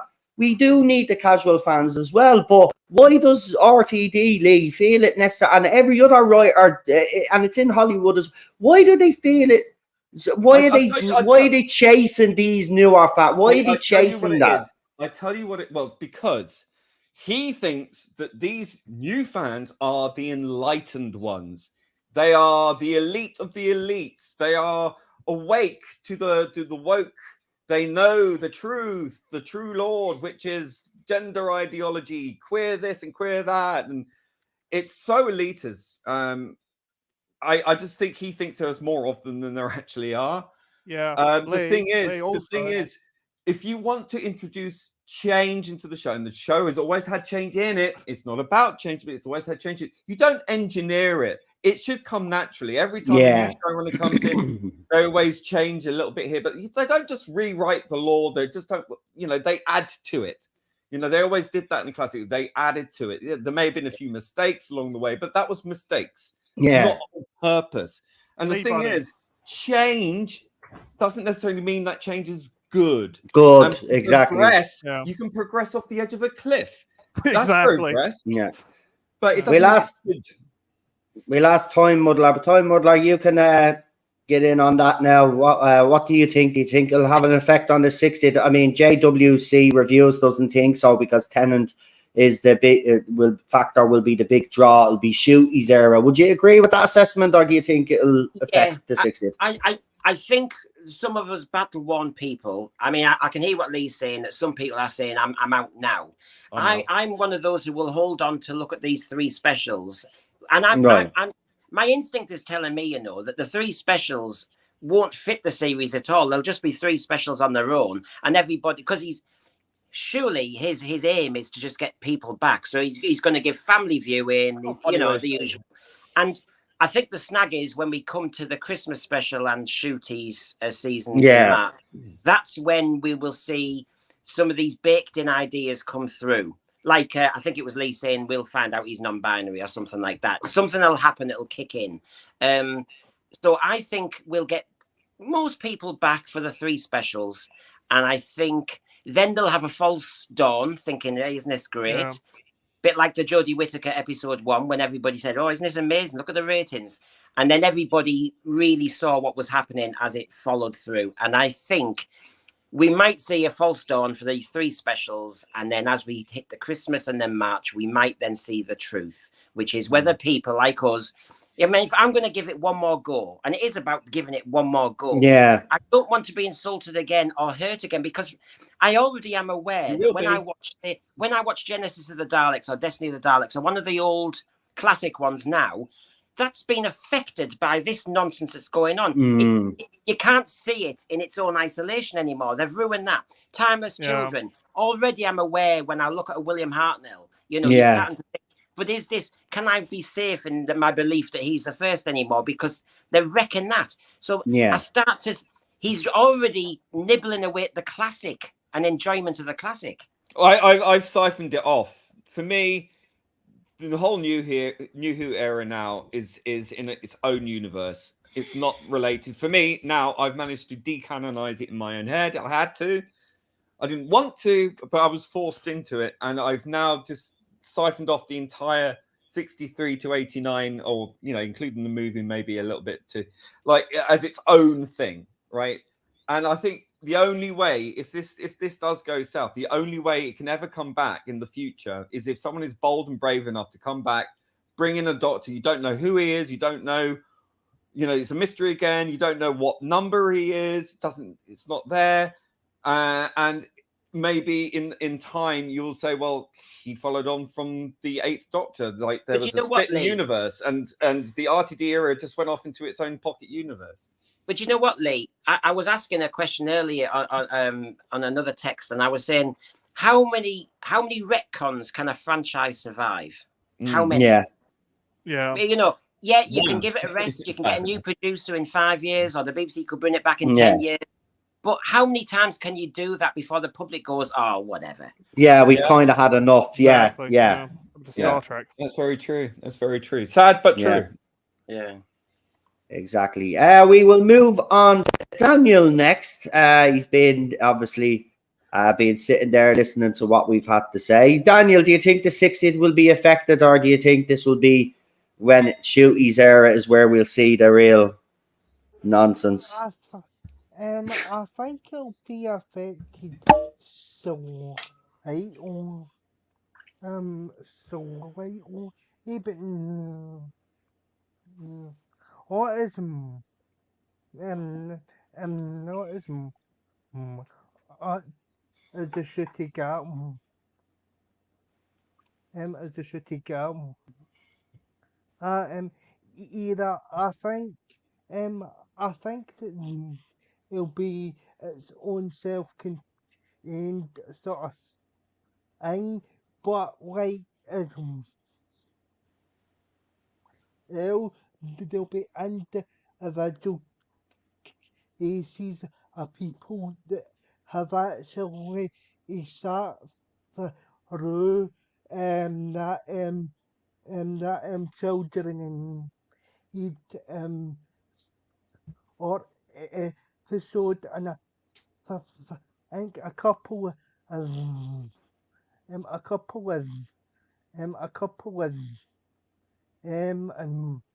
ourselves included in us aren't going to tune in but I think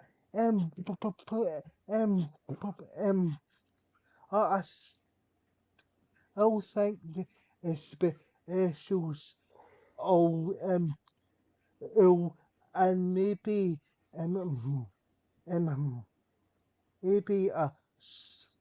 and maybe us all or eaten because of who's involved in the episode, and to be honest. Chris. Hi. It's been a while. Yeah, what the hell? I forgot he was still here. I'm only messing. What's your opinion? What's your opinion on it? Do you think it'll affect the 60th, or do you think we will see RTD's true madness, Jordan, the shooty era, because I think Time Muddler made a great point there. The 3 specials, and we have said this on this channel before, I think we all have, that 3 specials would be an opportunity for RTD to try win fans like us back over. Hello. What do you think will happen, Chris? What's your prediction? Did you predicted all of this? What do you think is going to happen, Chris? See it. I was being nice. I was sitting here being quiet. Also, just slightly off topic, but I've been following just my channel. YouTube, just within about the past 60 seconds, dropped about 200 subs in a block. They do this every time I put out a video. So just check your subscription status to make sure that you weren't one of the 200. They don't like me much. Actually, it's quite funny because that you say that, because your wrench, they removed your wrench, because I didn't remove your wrench. I'd never do that, because they've been monkeying with my channel for years. Yeah, I expect these things. But I gained a bunch of subs, and I'm like, at any time, usually I'll have 50 disappear at once, but no, this time it was 200. So they really hate me. RTD, I'm just waiting for the demonetization signal now. But as to your question, what is this going to change? Well, a lot of us, and I include myself in that, were out. We were never going to be swayed back because we'd been so disgusted, not only by the show, but by these elitist little, well, everybody. You could say it's twat heads. Yeah. These elitist little fucks. Everybody else is sworn, so I don't think it'll make much of a difference if I. It won't. You're allowed a certain amount of language now. They say, "Oh, they've allowed nudity." Oh, by the way, did you know that YouTube has changed its policy now? They've allowed breastfeeding, nudity, and people to twerk now. Well, then I'm gonna take my titty out. No, actually, I don't have titties anymore because I'm all healthy. You know what else? You know what else happened, Noel? When I used to record videos, I'd be completely out of breath and dying near the end. But now that I'm like all doing this workout, healthy living thing, I felt great. Aside from the fact that my throat is still killing me. But back to your original question. So a lot of people, including myself, were never going to come back. We've had it. I'm done with MCU. I'm done with Star Wars. I'm done with Doctor Who. I was briefly brought back to Star Trek, but then they did that in. And there were a lot of people on the fence. Now, keep in mind when it was announced that RTD was coming back, just like 2017, once again, I was in the minority.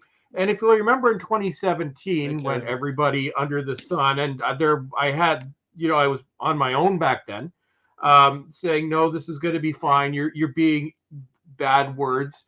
Well, I was proven right. And then let's go back to 2 years ago when it was announced that he was coming out. I had the power of God come down on me once again for stating what I figured was going to happen. There were 4-hour streams being done about me and everything else. And here I am once again. I've largely been proven correct. So I'm not covering this as a Doctor Who fan. I'm right now on what I am calling my I Told You So tour on YouTube. But I have also noticed a lot of people on Twitter and in my comments. Both RTD's comments in the article that I covered, plus this and his comments have made them say, no, we're going away. Here's what I will predict potentially might happen. I think when David Tennant comes back, we're also, a good portion of Doctor Who's audience is the normies who, may not have followed much, or I don't know, maybe they forgot about the ghastliness that we've had over the past half decade. Might come back. I think when the X-Files first came back in 2016 for that one episode, it was massive. And then by 28, it had the lowest ratings in the show's history because it had degenerated into crap for different reasons than wokeness. But what I think will happen is there is a possibility, although there's also a possibility it won't, that the first Tennant Return episode will have massive ratings out of curiosity, like Dr. Nasty's first episode. And everybody thought, well, maybe this doctor is suffering from post-regenerative psychosis or maybe temporary brain damage. And then we realized, oh no, that's what this character is actually going to be like. No, so I think like the first episode, it will be, nostalgia. Then I think they're going to introduce certain things, and people are going to say, what the hell is with this? Because we've seen that hasn't gone over very well, and we know there's going to be lecturing. I think it may top off for the second or third episode, but then we come to nudie, and it's going to be a disaster of epic proportions. The last episode I ever intended on covering was Flux, the final one. Remember that work of genius? So I wasn't going to cover much beyond that. I really have no interest in watching these specials. If I ever end up I'm going to go woke Batman on the nudie era because I think it's going to be that over the top and ridiculous, and you can get the comedy out of it. I think the show is done. The show's been done for a long time. It's not coming back. This is ridiculous. You don't reboot a 60-year-old franchise. You don't go back to, we're going to call this season 1. What the hell are you smoking? Yeah. Season 1, that's the original show, you dumbass. So it's like, it's not Doctor Who. Like, the show's dead, and you're just going to kill it more, you fucking asshat. Sorry, Noel. There was bound to be one outburst.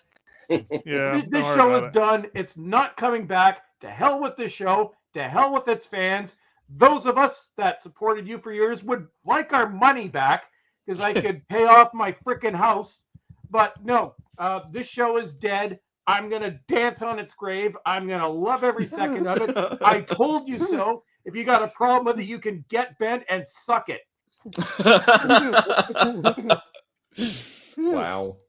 Well, I think for what is touted as being one of the most inclusive eras of Doctor Who ever, it's going to be only inclusive to those already part of the cult and exclusive to the vast majority of the viewing audience. And that's not just fans. I think the general audience are going to tune in and go, what the hell is this? And tune just straight back out again because they're going to go, that's not for my kids. They're not going to watch this. I'm not having that. Because and one thing I think we should say, Lee, I think when the BBC does the ratings, they do it by the minute. I want to see what happens to the ratings when a certain character shows up on screen in what's supposed to be a kid show. I want to see what happens within 60 seconds of that. Do you know what though? Here's something to push this over the edge. So there's an apparent leak. And the leak suggests that William Hartnell and Ncuti Gatwa's Doctor will share a scene together. It can't be William Hartnell because he's been dead since 1975. He's been recast 3 freaking times. Leave him alone for fuck's sake! Stop digging up the corpse. It's desecration, and they're doing it because. And I've seen this on Twitter. I've seen this on Twitter or X, whatever. I've seen it a lot from various so-called fans, the plastic fans, that, if you don't like it, you're not really a fan. And it's like they justify all of these things because they just don't want you to have any. They do it because they enjoy being spiteful. They love the fact that it pisses people off. That's why they're doing it. This is why RTD is doing it, because it pisses off the people he doesn't like. And that's the entirety of it. I'm telling you. Well, then that's just petty, and that's just goes to show that he's not a very. The fact he says this is going to be the queerest Doctor Who ever. Queer is a very political ideology. It's nothing to do with gender or sexuality or anything of those things. As a gay man myself, that word is so fucking offensive. It's a word that rings in my ears from the time when I got called that by skinhead Nazi cunts. Sorry, I had to say that word. QUNTS, Twitter, YouTube. But it's that word that came accompanied with physical violence that put me in hospital. I don't want that representing me, and it doesn't. And this whole talk of inclusivity is the biggest projected load of shit I've ever heard in my life, because it is absolutely antithetical to inclusivity, because it excludes so many people based on identity alone, which is imposed upon us by these idiots in charge who are so subsumed by this cult mentality. They think that you must think like them. You will become like us, or you will be deleted. Springs to mind. Well, we won't be deleted. Right? Well, I'm already out. So good luck, RTD, with your new audience, the new fickle audience who won't buy shit because they expect everything for free anyway. Yeah. So yeah, good luck. Yeah. It's not going to do well. It's dead on arrival. Yeah, up in the hangar. Yeah. But go on, PD. I'll ask you because you're the last one on the panel to answer the question. So what do you think is going? What am I going to think? What am I going to be doing? Is I'm going to go to my bunker, hide away, and wait for all the reviews to come in before I decide to watch it or not. So what I'm going to do. But what I think is going to happen is I think it's just going to explode in the hangar and just burn. At this rate, I think he's just showed his true colors. That Davros was just disgusting, and his attitude towards it was disgusting. There are people that like Davros. It's patronizing and sanctimonious. Oh yeah, totally. Like Daniel told me, and I thought, oh shit, when Daniel. What made me angry more than anything, even though I woke up angry, was Daniel's response. When he said he was heartbroken, I was livid. Yeah. Still be livid tomorrow because this isn't going away. That's the thing. RTD doesn't realize I don't think his intentions were good, but just to give the man the benefit of the doubt, which we can give him very little. But if his intention wasn't to hurt people, well, he has to realize that he has. Yeah. And he has to learn from it. Look, if this is all just a big fucking sick joke, again, that's not on either. I think he needs to clarify what that shit actually was, because that's what it was to me. It started off actually decent. I thought, oh my god, yeah, the narration here, this is bro. Look at that Dalek when the skull, the Dalek, and I thought, oh, this looks good. But then 10 seconds later, it just goes, as you said, it's like Benny Hill music comes in. And then it just went off on a tangent. And I'm like, well, and then the fact that the TARDIS is responsible for the hunger. Because the TARDIS crashes into the Dalek. I mean, that again is just, get what are you doing? What are you doing? You're supposed to be a great writer. Now, someone made a great point there. Years and years had plenty of messaging in it. Yes, it did.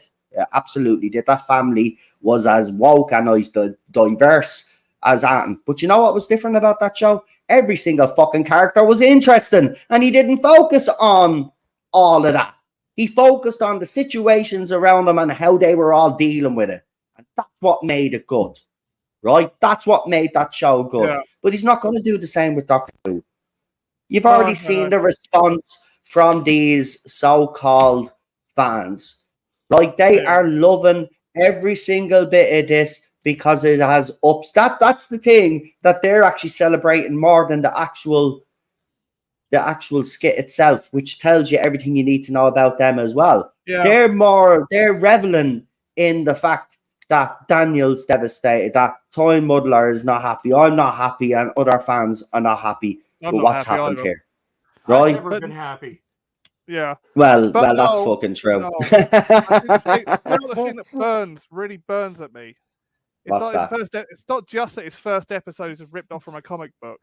What really burns is we could have had Joseph Michael Straczynski doing this. Oh God, Ellison's protege. And that's what really, really burns. But no, we get Fitzroy Tavern Clique back. Oh, let's have the Fitzroy Tavern Clique to fuck everything up again. Here's a question I need to ask though. Who owns the rights to Davros? Terry Nation. Right, so the Terry Nation. So I just want to say something here, and I don't. Nobody's brought this up except for me, but I said it when I watched it, and I said this. Has the Terry Nation estate signed off on this? Right. Well, we need some clarification there. Are they happy with this?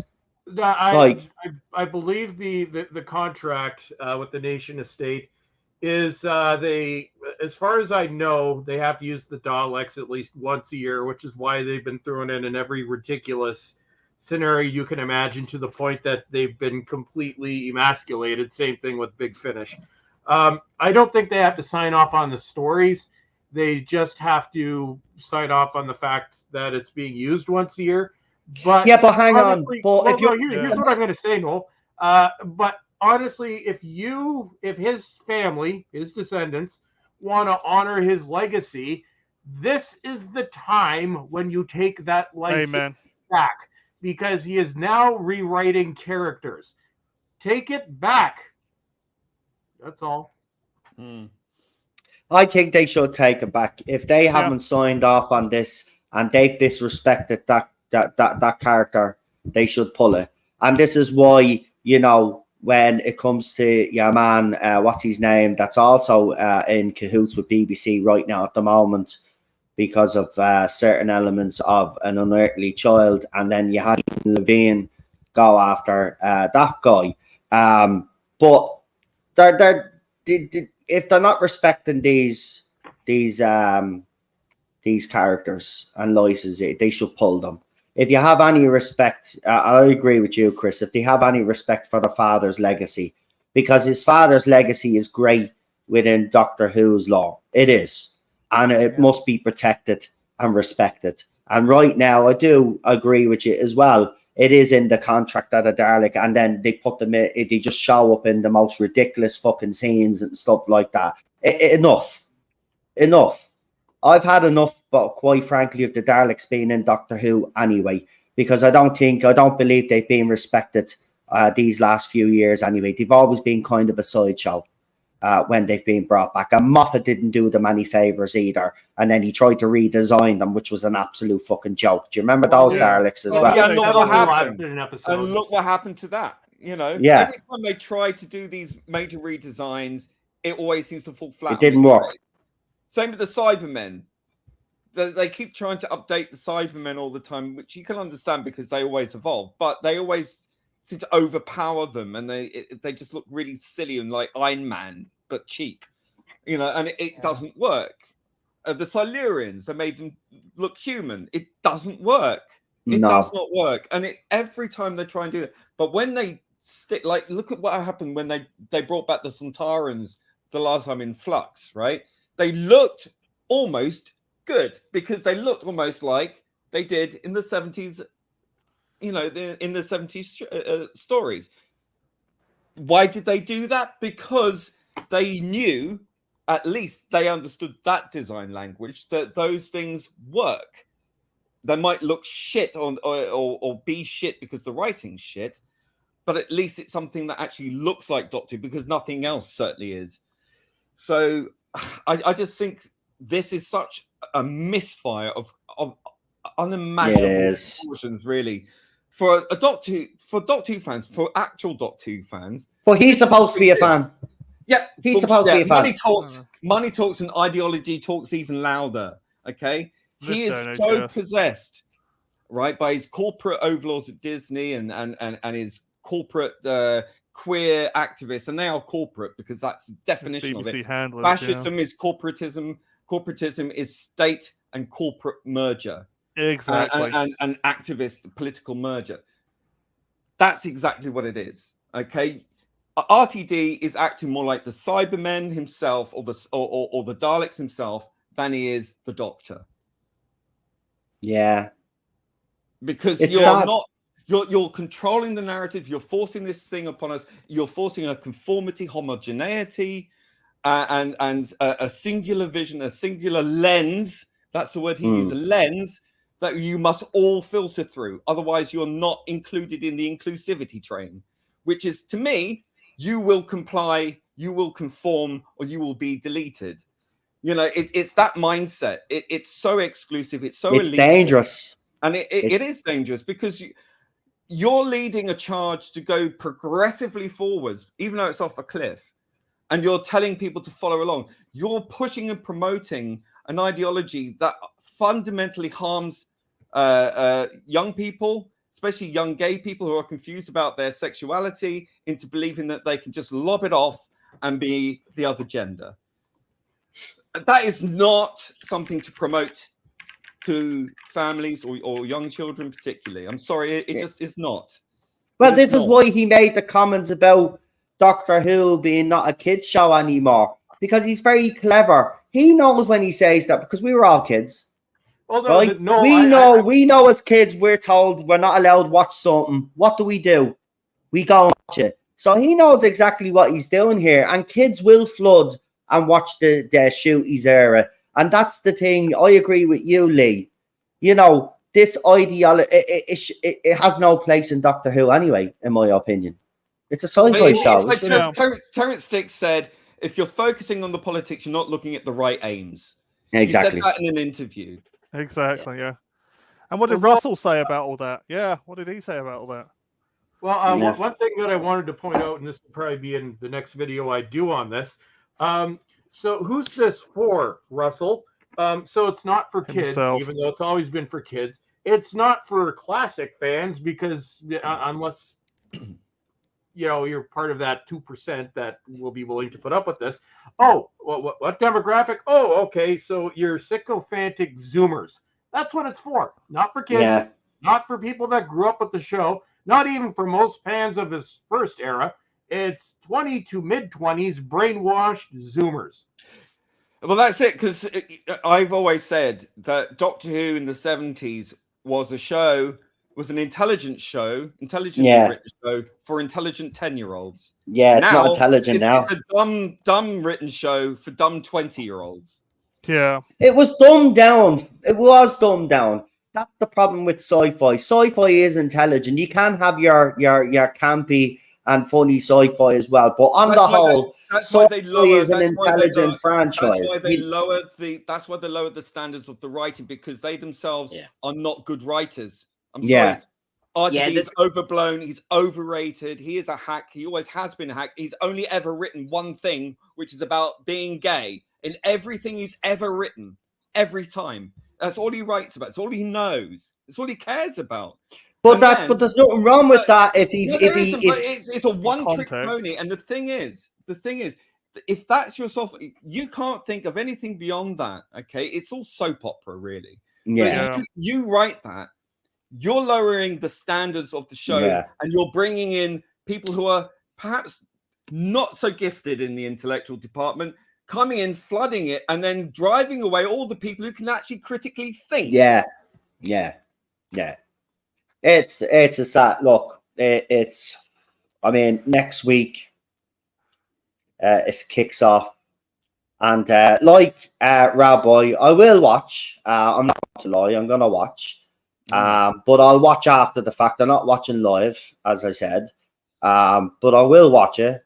And I will go in open-minded. I can do that now because, I kind of like Lee, as Lee was saying, I kind of have separated the eras now, and I kind of do see this as a brand new era. So I can look at it that way. But I will go in. I mean, I did when they put the trailer out and I saw it. Yeah, we didn't get much in it, but there was a little spark. It did spark something in me.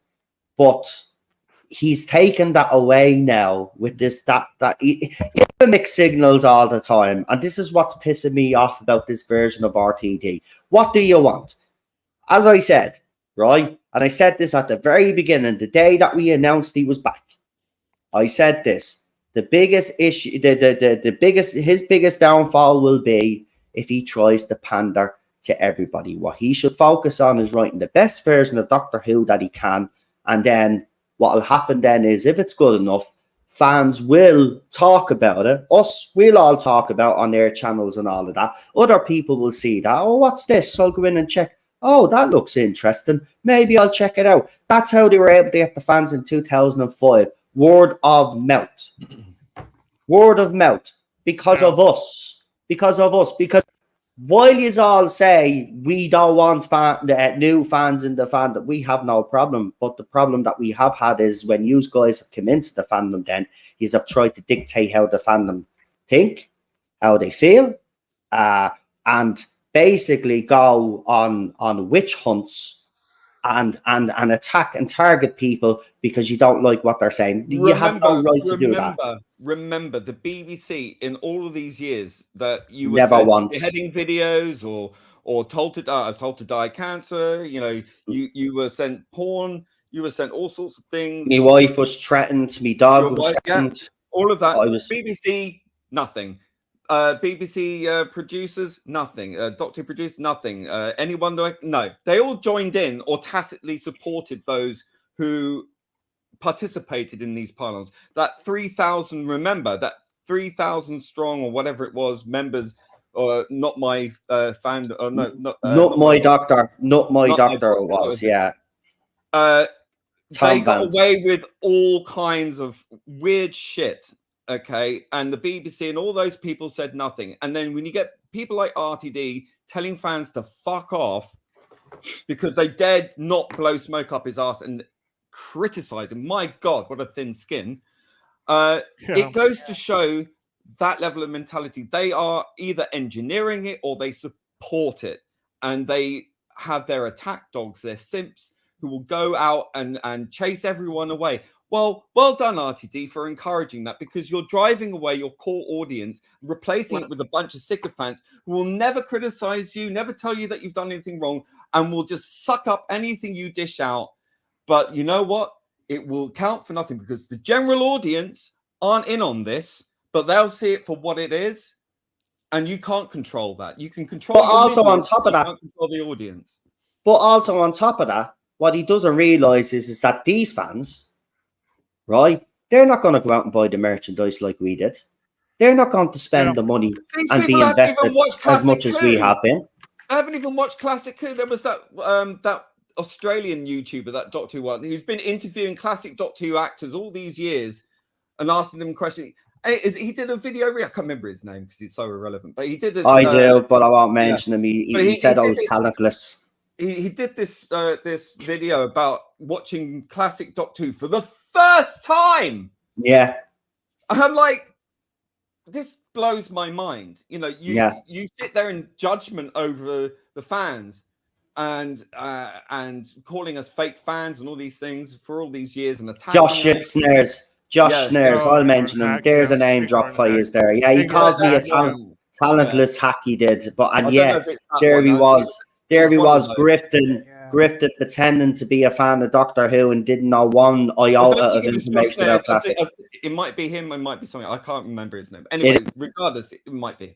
But the thing is, when you've got people like that who clearly have got a privileged position, get in there, schmooze with the right people, talk up your game, but ultimately, in reality, in truthfulness, you haven't even bothered all those years to even watch a single episode of Classic Who other than clips on YouTube.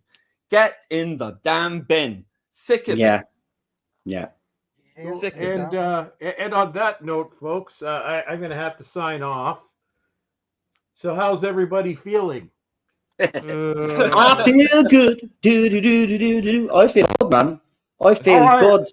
This is like a rebirth. We're back, and I'm just going to enjoy the ride while it lasts. My throat hurts. My throat still hurts. I know it does. You did do a lot of screaming in that video, in fairness, though. But my favorite part was what did you call him? You called him a fat. What was it? Fat. What was it? Beardy Woke Pants Piss Baby Reviews got a special mention. That's at the end of the video. You'll have to make it to the end for that shout out. But boys, guys. Lee with Chris the hair. Yeah, with the hair. Nice hair, Davros. I have to head out, unfortunately. Although I don't think my voice would hold up much more anyway because I need some more honey tea. So everything sucks. It's all gone to hell. I told you so. And you know what I'm going to say next, right? What is my new sign off? Oh, here we go. All right. Until next time, suck it. Later, buddy. Oh, love it. I'm glad he blames me for his return because I brought him on stream last week here, and then it just started off this whole thing where he was doing a video on YouTube. So yeah, if you want to know why he's back, I'm responsible apparently. But there you go. Glad to have him. Glad to have him back though, because he always is a joy, like Rabbi. To have on. A lot of you in the chat are also, I've been throwing up as many of the comments as I can as well. And we got another super chat off Peter there as well. And he agrees with you, Lee.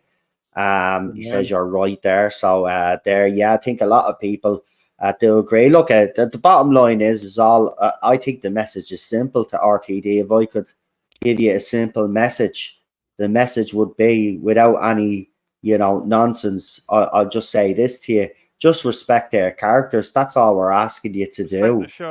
Just we don't look at. You've always introduced new characters and stuff like that. We've never had a problem with them, right? If he kept his mouth closed and just did that thing, I mean, apart from that irritating Welsh guy doing the voiceover. Oh, he's horrible. Oh, God, he's annoying. horrible. I can't even pronounce it. Lee. That irritating Welsh guy, he was doing a game thing about, what's it, the new Starfield game? I literally thought he was going to leap across the room and start sucking the guy from Professor's penis. Really did. That's how irritating and annoying he is. He was, and that doesn't help. But if RTD just kept his fat gob shut, right, half of this wouldn't have exploded 1 week before the special airs. That's anti-marketing doesn't bloody work. It's never bloody worked. And when you got your fans doing your talking for you, so-called fans, simps going out there telling you, you don't like the TV show, don't watch it. That never works. It didn't work for the iconic. You know, if you don't like my books, don't buy them, whatever the fuck she said. So like it's the same mentality. And you know what? You get what you wish for. We won't. I won't be watching it. And I'm one of many others. Many others. Don't forget there is a silent majority out there. Okay, we might. Yeah, you lose the fans though. That's the thing. You lose the fans. The general audience because it's the fans that bring the general audience. Yeah, but it's the fans that bring them in. You get rid of the core fans, you're removing all their 3 ways of separation, whatever. That they bring in their family, they bring in their friends. That's gone. You're losing that, and that's exponential. So I would just say, you're a hypocrite for doing this anyway, because he is a hypocrite. Capricorn, whatever the thing is what's the guy from the Satellite 5? Not Satellite 5. Yeah, the blue alien thing. He was in a chair as well, being wheeled in. Oh, Moxley Balhoun, that's the one. The Absorbaloff. Yeah, the Zorbalov, that's fat phobic, and the also on disfigurement. Disfigurement. He mentioned disfigurement as well as wheelchair bound. So you've got Phantom of the Opera, you've got the Joker. You could go on. You could Shara's Jack. Ban them all. Just exactly. And what will we have? We'll have just humanoid people who have to look perfect. Yeah. And everyone has to be beige. Everything has to be beige. Everything has to be non-gender specific, so it has to be beige. But he will be happy. Well, you see, he's selective in what he will take offense for. So, of course, he'd be very happy to have an American president, a right-winger who he will make look evil or corrupt. He'd be happy. Even though Jeremy Corbyn supported Hamas. By the way, he'll be very happy to liars, murderers, and bastards. We see this is the man who says, I don't want people who are wheelchair bound to be offended by this portrayal of Davros, but he's happy to give offense in other situations. Yeah. Someone on Twitter actually said, a disabled person on Twitter said, I'm not wheelchair bound. I'm not bound to my chair. No. Yeah, I'm not bound to it. And we see this kind of language that these people are using. We see some of these new fans on X. I've seen today. There's been 1 or 2 people who've gone on saying, "I've got a disability. I'm in a wheelchair, and I actually like Davros." And these people who are able-bodied, who are actually new Doctor Who fans, are saying, "Well, sorry, get over it or leave the show." They're actually not listening. No, they're not listening to the people that they should be listening to. They only agree if you are one of the inclusive types. If you're one of the protected groups, inverted commas, in protected groups. If you're one of them, it doesn't matter if you disagree or not. It does matter if you disagree or not, because if you disagree and you're disabled, if you disagree and you're black, if you disagree and you're gay, you disagree and you're trans, you're not in the club. Your opinions don't matter. Suddenly, all of that stuff about inclusivity goes flying out the fucking window. Exactly. They'll be very happy to have somebody wheelchair bound who is, got the wrong politics. They'll be happy about that. But see, here's the thing. Right, he says about the wheelchairs, and then he has Ruth Madley coming in, and she's got her characters. Obviously, she's going to be she's in a wheelchair. Like, I mean, he's just again. She's a good person, right? He's not. Yeah, she's a good. Yeah, but still, you can't be disabled and an evil bastard, apparently. But he's not therefore applying equality, is he? What he's saying is, we can only show you good representations of wheelchair bound. We can only show you good versions of this. I'm sorry, but equality is we show everything.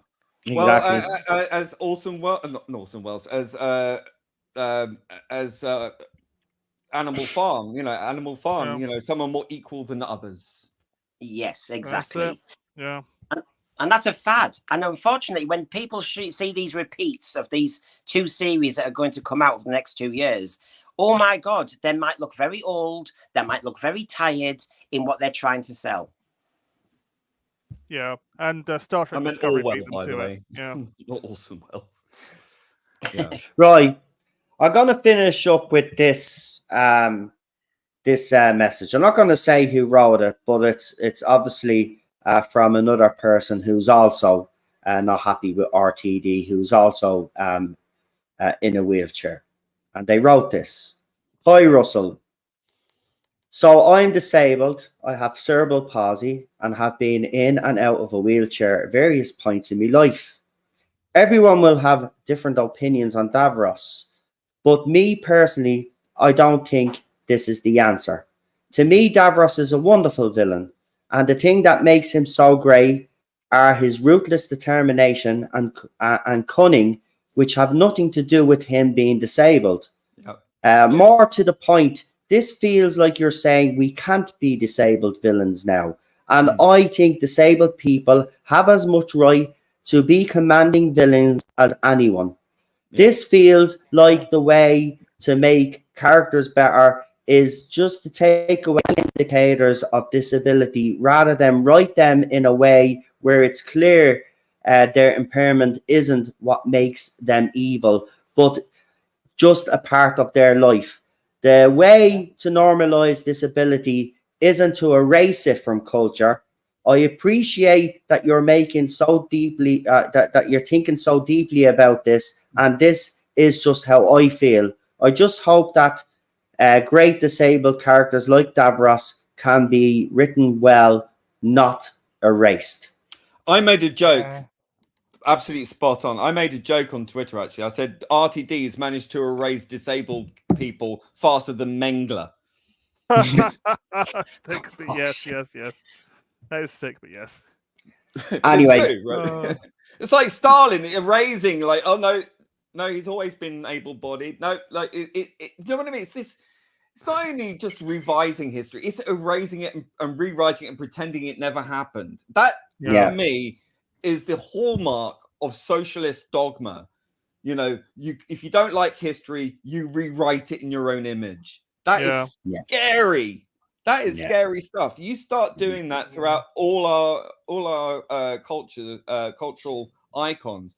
You start interfering with those, and then eventually, generation later or 2 generations later, no one knows the true history of that character. It's gone. They've erased it, and they'll just quietly shuffle it off into the vault. It's one flew over the cuckoo's nest. Anybody who's a misfit, anybody who doesn't conform, is hidden away. And you can't deny reality. We have good and bad in everybody, and that's the true equality of representation. You shouldn't be denying it.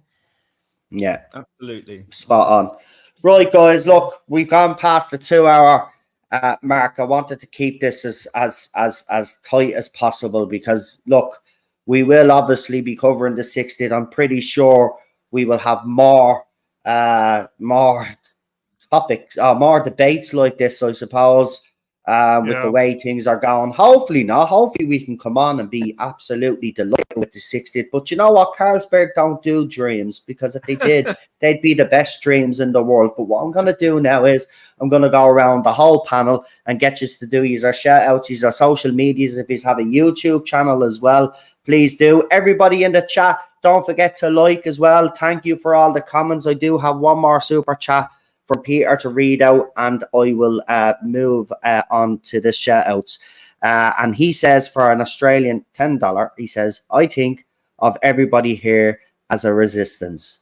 Thank you very much. We really do appreciate that. We try our best. But anyway, let's do the channel shout-outs, and we'll start off with our good friend who started off the game. So we'll get him to do his shout-outs tonight. It's the one and only Scottish Davros and Friends Wrestle with Pop Culture. So go ahead, Daniel, let everybody know what you have coming. So as you all said, to kick off my shout-outs, my channel's called Scottish Davros and Wrestle of Pop Culture. I do all sorts on the channel that I'm interested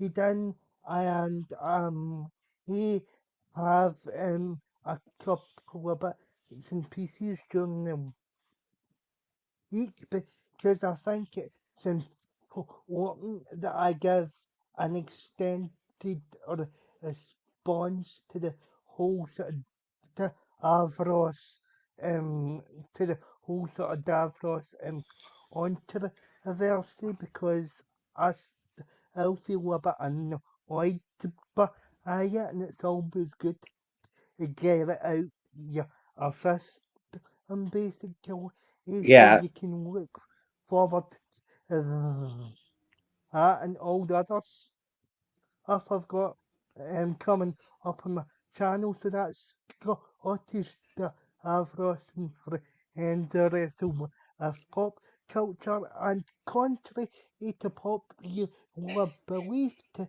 piss off Russell T. Davis, I'm going to keep this Scottish Davros on it, or because that's my bird, and for the channel, so he's not going to take that. Good one on you. Do you know what? Good one on you. I was going to ask if you were going to keep the name, and I'm so glad to hear I thought he'd get rid of it. I said at the start of the stream, maybe he'd get rid of it, but I'm glad he's actually decided to keep it. You shouldn't change it. And as I said to you last night when we had the little discussion, which I won't discuss on air, but what I did say to you is, you don't let people ruin stuff for you anymore. And I think that's important. And so fair play to you for that. Yeah, I really think that's a great move. Let's go on next to my good friend Lee, who's been by my side for a long time now. And sorry to kind of quell the speculation out there for some people, but some people believe, Lee, that we were actually fighting. No, I know. Super busy, and the fruits of my labor of which will be coming to my YouTube channel soon. Fantastic! So, thank God. Can't wait because I'm knackered. You've spent hours away from here, and we fucking missed you here. Have to say we have. But it's great to have you back. I'm not messing. And you know what? This stream actually wouldn't have happened if I hadn't been, because I was going to wait until later in the week. But it was Lee, because Lee was so, after he saw Daniel's comment, that was it. Lee was like, we're streaming tomorrow. And I was like, okay, because I literally had the movies on tonight, but it didn't happen. So that's being rescheduled and have to be rescheduled. But you know what? It was worth it. It was worth it. And it was great to get everybody's opinions on this, and I hope that the people out there that are listening that don't understand where we're coming from maybe got a little bit of understanding. But again, I know I'm kind of I'm kind of fucking screaming into the void now. I will say I do think this may have even divided amongst themselves, because I think in their heart of hearts they know that this is a shit move. And I think there are a lot of people who may vehemently hate us, or disagree with us, or whatever, but know instinctually that this is not right, that this is a bad move. I've seen people who I haven't spoken to before, who I suspect would not be on board with anything that I've ever said, ever at all, ever in a million years, but know that this is not right and don't like what is being done. So I think even his simps are divided. Yeah. First of all, I'd like to say great to be back, and great to see so many familiar faces in the chat and some new ones, some new faces too. Oh yeah, we had to bring a big panel back, didn't we, Lee? And in fairness, I had to bring the old crew back and some new faces as well in Time Muddler. And I hope to see you on the channel again. You're more than welcome to come on. No, well, thank you for letting me on. I mean, I have been attached so far to Who's Views, and so we will be doing the Daleks, reaction Friday, expectations of the new series, and we do a breakfast show once a month. So on this Sunday, we're doing a breakfast show. But I'd love to come back on here. I've really enjoyed it. I've had some good chats with Lee over time, and I'd love to. I've really enjoyed it, and thanks for giving me some voice. Sorry listen, you're more than welcome on. Lee's track record of bringing guests on is not great, though, so we were a bit hesitant tonight. No, it's the truth. You know me. I brought the little platoon onto your channel. But in fairness to him, he got a spot on this time. I mean, thank you for coming on. I really do appreciate it. But I hope that's the right one going. There you go. But, say that again. I hope that's the right one. I've just posted in. Oh, the links. Yeah, well, to you next, actually, PD. So, I didn't give my social media. What are you doing? What? Well, if you hadn't went on a tangent, you do this all the time. He goes off on a tangent and then he expects extra time. Go ahead. No. That's not how it went down. Right, well then, screw you then. He's not getting his shout-outs. Well, I think my links to my channel's in the chat anyway, so thank you for that. Yeah. No, go on. But you can follow me on the X twats. X-twat. Just call it X-twat. Yeah. Which one are you on? At the problem being my channel Ordred Audio Visual. I will be posting when a trailer for a fan audio that has been out for some time, but the original brief was to give me a year to do it because I've had other things to do. But that's coming out soon. I'm just rendering things like crazy at the moment, so that's coming out.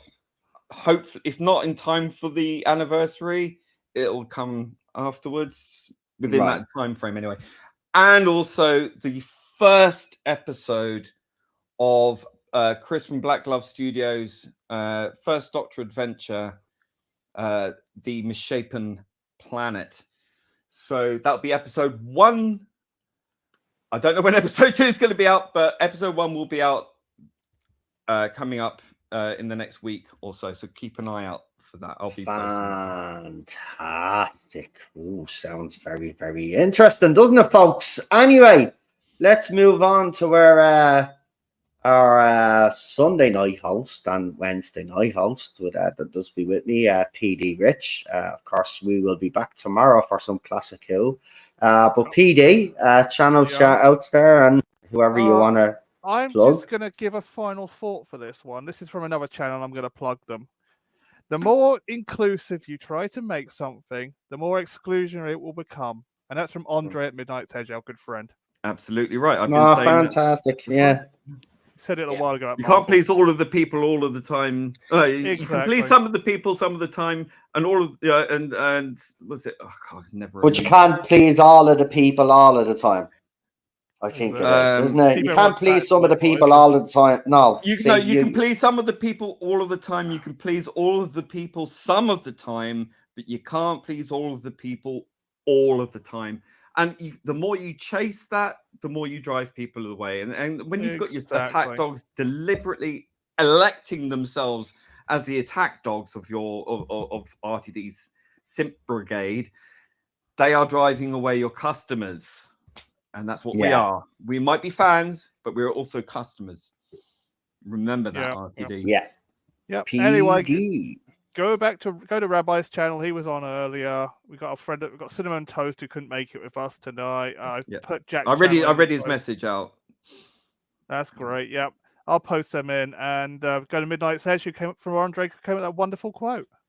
Oh, drawing Jack Rabbit as well. Yeah, and Real Super Doctor as well, who's in the chat earlier on as well, who joins us for Classic And 2. Nerdaholics. And Nerdaholics is in there. There's plenty of shout-outs. You know who they are, guys. Go on and sub to them all. But I'm back tomorrow, 8 o'clock, of course, for some Classic 2. So come and join us for that. I don't know how that's going to go tomorrow now after all of the stuff that's happened this week. But yeah, come and join us. Myself, Queen Charlotte, and PD. And I'm pretty sure Real Super Doctor. It's Mine Robert. Yeah, that's the one. See, I even forgot. Yeah, do you want to join us for? Is that you kind of saying that you want to join us? Do you want to join us? I might. I don't know. I'll send you the link. I've got a lot to do. 8 o'clock. 8 o'clock we start that. It's a late night one. I can't. Right. Well, I'll send you the link either way. And if you turn up, you turn up. If you don't, we understand. Are we watching it or are we talking about it? Watching. We're watching and talking about it at the same time as we do. It's a proper reaction watch along. Right. And it's in the same spot that we always watch on. It's all there now. Okay, great. Right. Anyway, I'm going to leave it there. I want to thank all my guests as usual. Everybody in the chat that contributed tonight as well. And Peter and Unknown became a member, but Peter Davison with all of the bloody super chats, 7 of them altogether, it looked like. Thank you very much. We really do appreciate that. We will see you tomorrow. And of course, we will be obviously doing our panels for the 60th anniversary. So anybody that's on here now currently is interested in being on those panels, send me a DM, let me know, get your name down, because I'm pretty sure there'll be plenty of people that want to come on those panels and give their opinion. So make sure you get in touch with me, and I will get in touch with you straight. I kind of keep it on top of that stuff now. You know, the way I used to be bad at like keeping in touch with, well, I'm not like that anymore now. So if you send me a DM, I will answer back and I'll put your name down and let me know. So good night, folks. I hope you enjoyed it. I certainly did. And I want to thank Chris as well, aka Ballstreck, who was on earlier. And by the way, go and check out his latest video. And he does have another one on the way, which will be about obviously Davros. And that is going to be absolutely hilarious, because if you watch this first video today, you're in for a treat. I'm telling you, he's going to rip this to shreds. Anyway, see you later, folks. Have a good one. Bye-bye. Oh, yeah. Don't forget to like, share, and if you haven't subscribed, please do. Make sure you're still subscribed. Bye. Cheerio. See ya. Any second now. The trailer will give it a kick. Give it a kick. Any second now. Here we go. Any second.